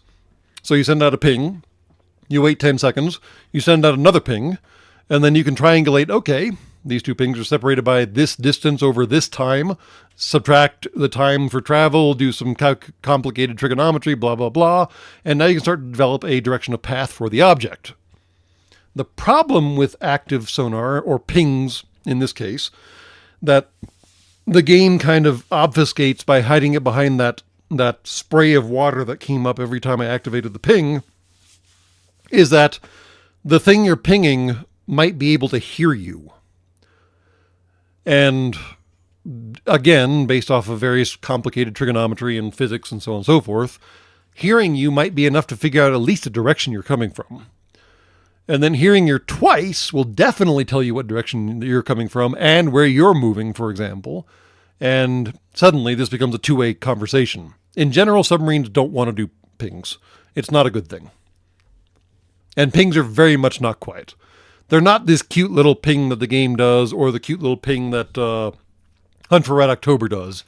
If divers are in the water when a SSN, a fast attack boat, goes full active on the sonar, they dead. It's not even like they lost their hearing or something. No. Their internal organs liquefied. They dead. The sonar is that loud. Or it can be that loud. Obviously, it's dialable, but... So no, ships can't, make pings disappear like that, but pings also don't, stick to the hull like some sort of, homing beacon or something like that. So, again, gameplay mechanic.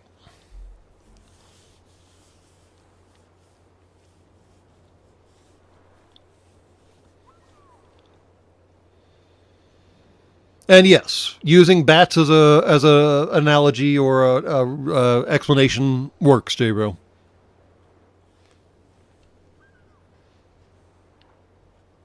And yeah, surface ships do not give a flying fuck about using active pings. Aircraft care even less about using active pings. P3, P8, SH-60s. Submarines hate those because, yeah, good luck.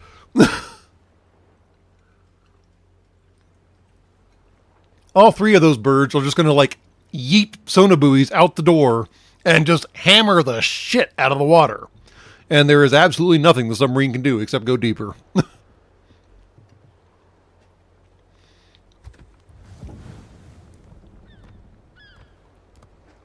mean, technically that's not true, but we won't go into what they can and can't do.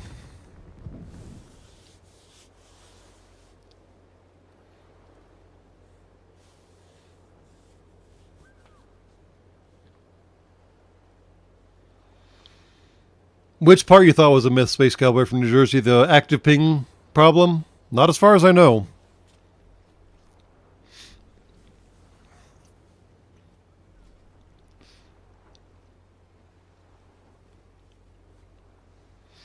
I mean, you have to remember that the sonar listening and emitting system on submarines literally kills or fills up the entire nose cone of the sub.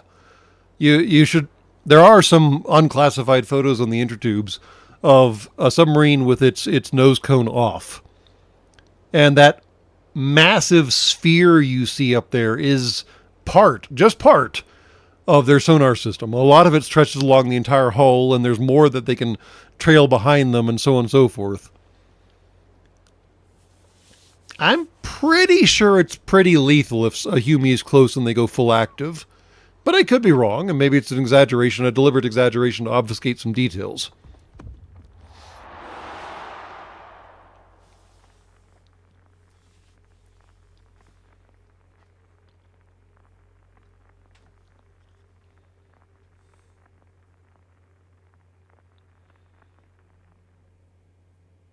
Yeah, surface ships do test sonar in port, and it is very much a thing that there are multiple announcements when the surface ships test their sonar of get the fuck out of the water. And those are just surface ship sonar, which are not nearly as good or as powerful as submarine sonar. So, yeah. And there have been at least one documented instance that I'm aware of that where divers were in the water and a DDG tested its sonar, and a lot of people got in a lot of trouble. Thankfully, there were multiple piers separating the divers from the sonar, but they still noticed the massive, ping. And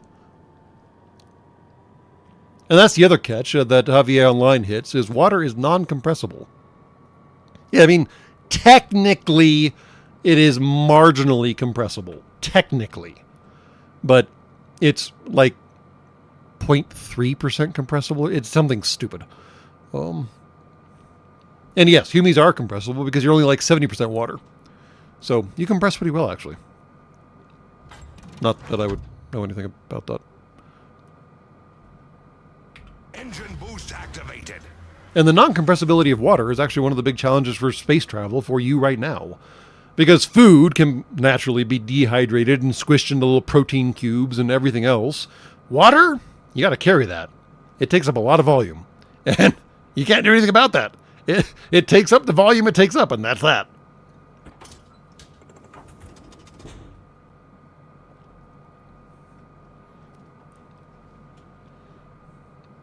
Enemy force detected.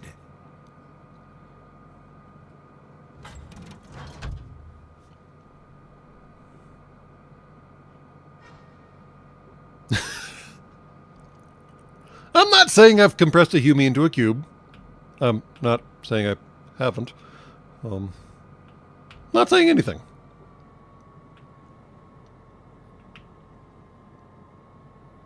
But yeah, the water problem for spaceflight right now for y'all is really hard.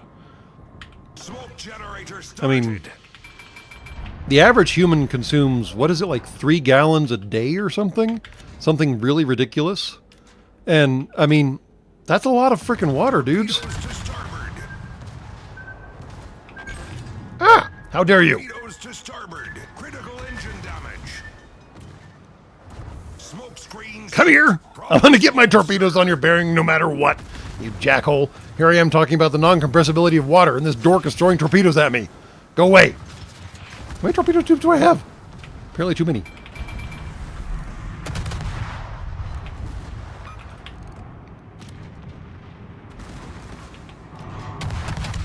Wow. AI actually managed to dodge a freaking torpedo? Ah, nope. He did not dodge a torpedo. Enemy destroyer foundered.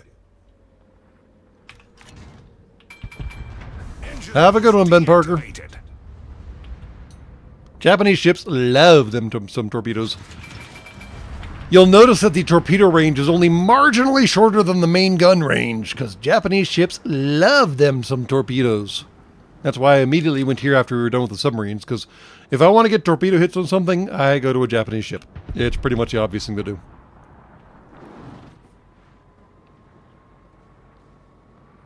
Oh, are you talking about the dolphin incident, Strong Dreams right here? Is that the right one? Where the guys were basically liquefied. I thought, maybe it wasn't dolphin, it was D something.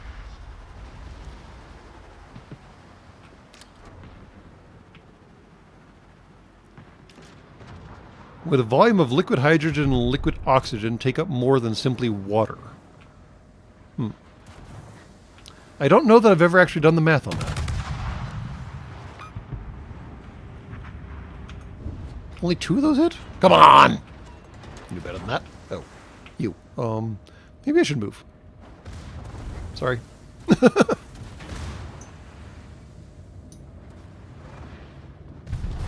Our team has taken the lead. And yeah, all right, that a lot of liquefied, a lot of water is reclaimed from your bodily processes. That's basically how the ISS largely works in general. And yeah, that's utterly horrible when you get right down to it, isn't it? Critical engine damage. Oh, dang it, I wasted those Victory torpedoes. is in sight. Problem solved, sir. And yes, liquid hydrogen is notoriously complicated to store. Gaseous hydrogen is notoriously complicated to store. Gaseous helium is worse? Better? I always forget. Our victory is in sight. Don't fire at your allies. Well, if he got in the way of those torpedoes, that's his own damn fault. Dude, those were clearly indicated torpedoes.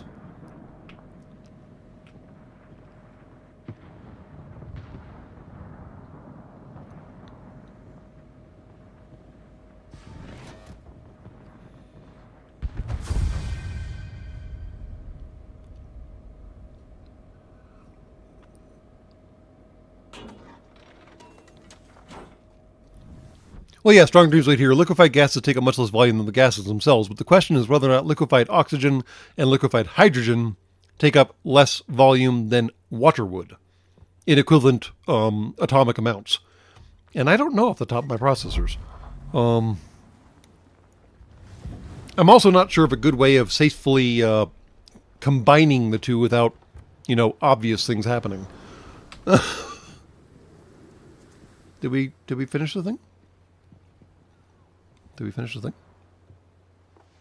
Did I actually hit them that many times with torpedoes?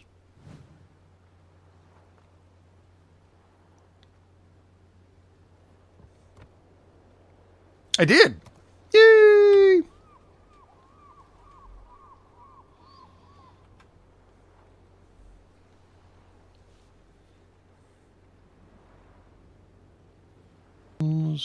In a carrier? Well, that's never happening. In one battle, get 300 ribbons? How in the flying fornication? In a random battle or a ranked battle? Well, that would require me to play those. Apes. Complete combat missions. Okay. That's going to be a minute. Yeah, we're not doing rank clan or anything else. We've accomplished all those. And of the combat order type. That would require us to play random battles. Recruiter and shipmates? I don't even know what those are. Okay, well, seems like we have knocked out everything that we can for this rotation. Let me pick up... Oh, right, DaCosta. Right, I had to play the DaCosta. I was supposed to play that earlier when I had to hit things. You're already behind the curve. I was supposed to use those to knock out torpedoes. Fine. We'll play the DaCosta and then we'll call it. Where'd that stupid thing go?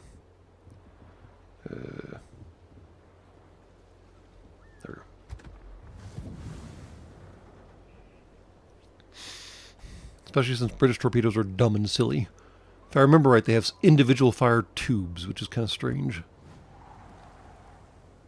We're right there. We're on the brink of greatness. What was that from? We're right there. We're on the brink of greatness. Is that that's the original Iron Man, right? With Baldy McBearderson going off in his rant about Tony Stark made this in a cave or something.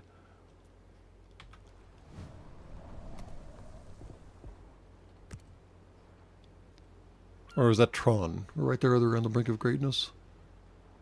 It's the same actor either way, right? Because Tron dude is Baldy McBearderson in Iron Man, right?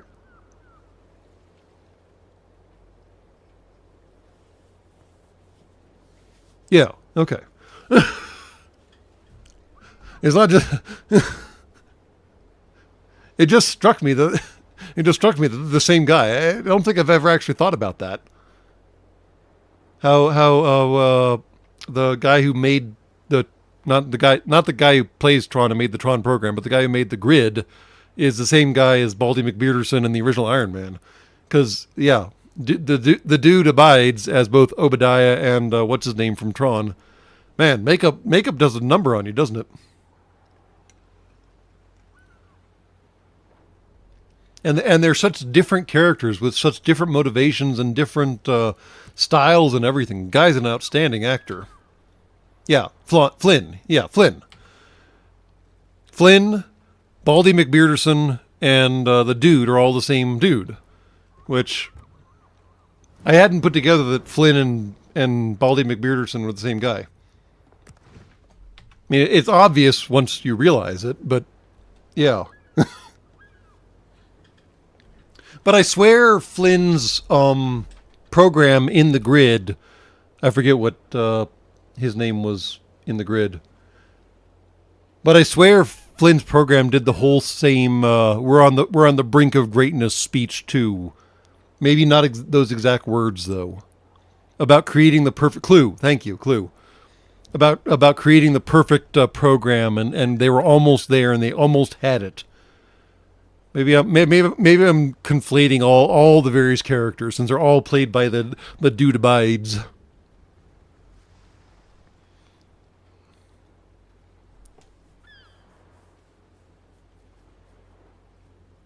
And also Rogue One does it. We're on the edge of greatness. Yes, the Jackal trying to get the Death Star built.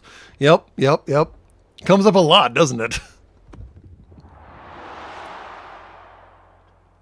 But I swear Clue did it too. About how the grid was almost perfect in Legacy on the bridge to the uplink node. About how they were almost there and they could almost finish and some I don't know. I need to watch Legacy again. Yes, I know it's not a popular movie. Ares is even less popular. But I swear it came up in that. And yes, Obadiah Stane, and Flynn, and Clue, and the dude. All the same dude. Dude gets around. And abides.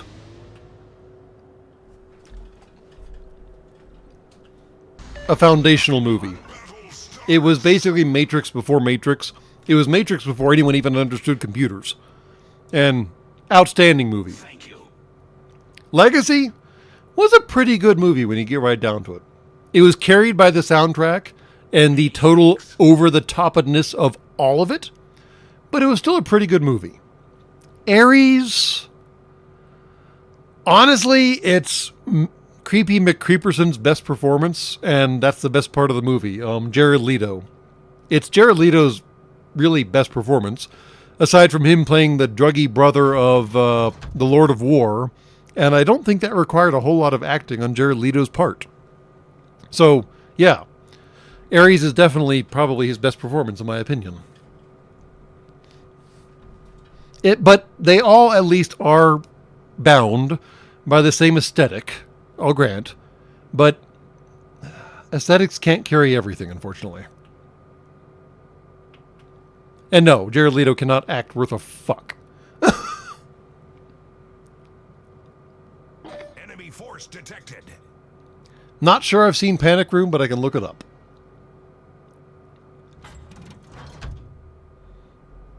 Tron cosplay? Yes, we would love to see that in the most unironic way possible.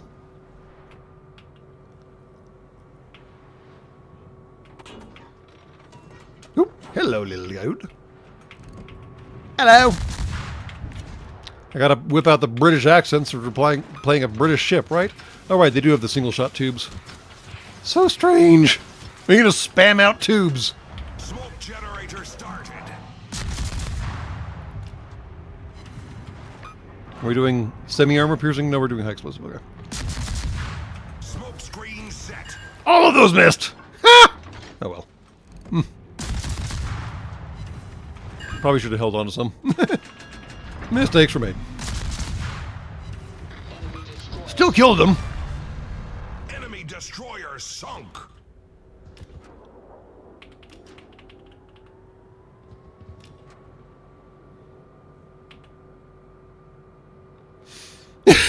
And HBO, I mean, the worst part is getting into character for him is like abusing his castmates. I mean, I get method acting. I don't agree with method acting, but I get it. But being a dick to your castmates is just dumb. And yet that's Jared Leto's entire shtick.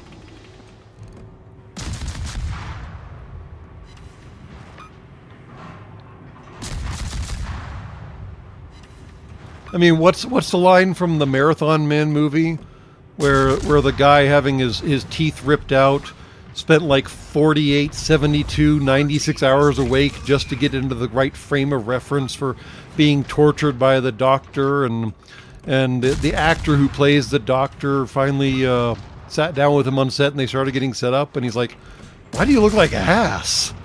And the guy was like, "Well, I stayed up for 96 hours." And the guy who plays the doctor who's about to rip out this guy's teeth was like, "Why didn't you just act?" I mean, the same thing holds with Leto. Why don't you just try acting? Problem solved, sir.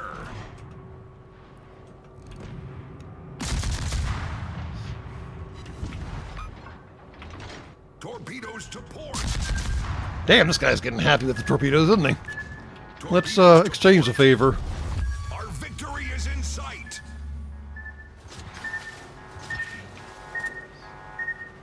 I didn't fire all of them. Damn it! That's how it's done.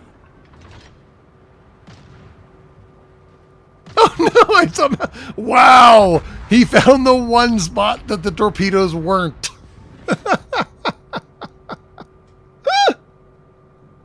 That was impressive.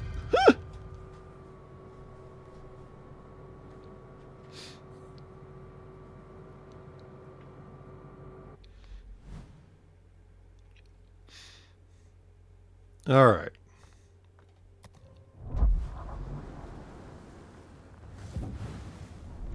We did the Acosta, I believe. Nope, dang it, just short. I mean, I can technically unlock it. Wait, I thought the Acosta led to torpedo or submarines. Oh, it led to the next ship, but leads to submarines and more fudge. Fine, we're just going to pay for it. Icarus it is. Who in their right mind named a ship after Icarus? Gotta love the once great British, man. Have the silliest ideas for naming ships. Because, you know, naming a ship after that guy makes perfect sense. Where's the Icarus? We don't need her anymore. Oh, not the Icarus, the Acosta. Here, Acosta. There you are. Bye, Acosta. Send commander to reserve. Check. Let's go back to the Icarus. No commander. Well, please stand by. I happen to have a commander waiting right here that we're going to go ahead and send through retraining really, really quick. And we're good. And now we have the Icarus.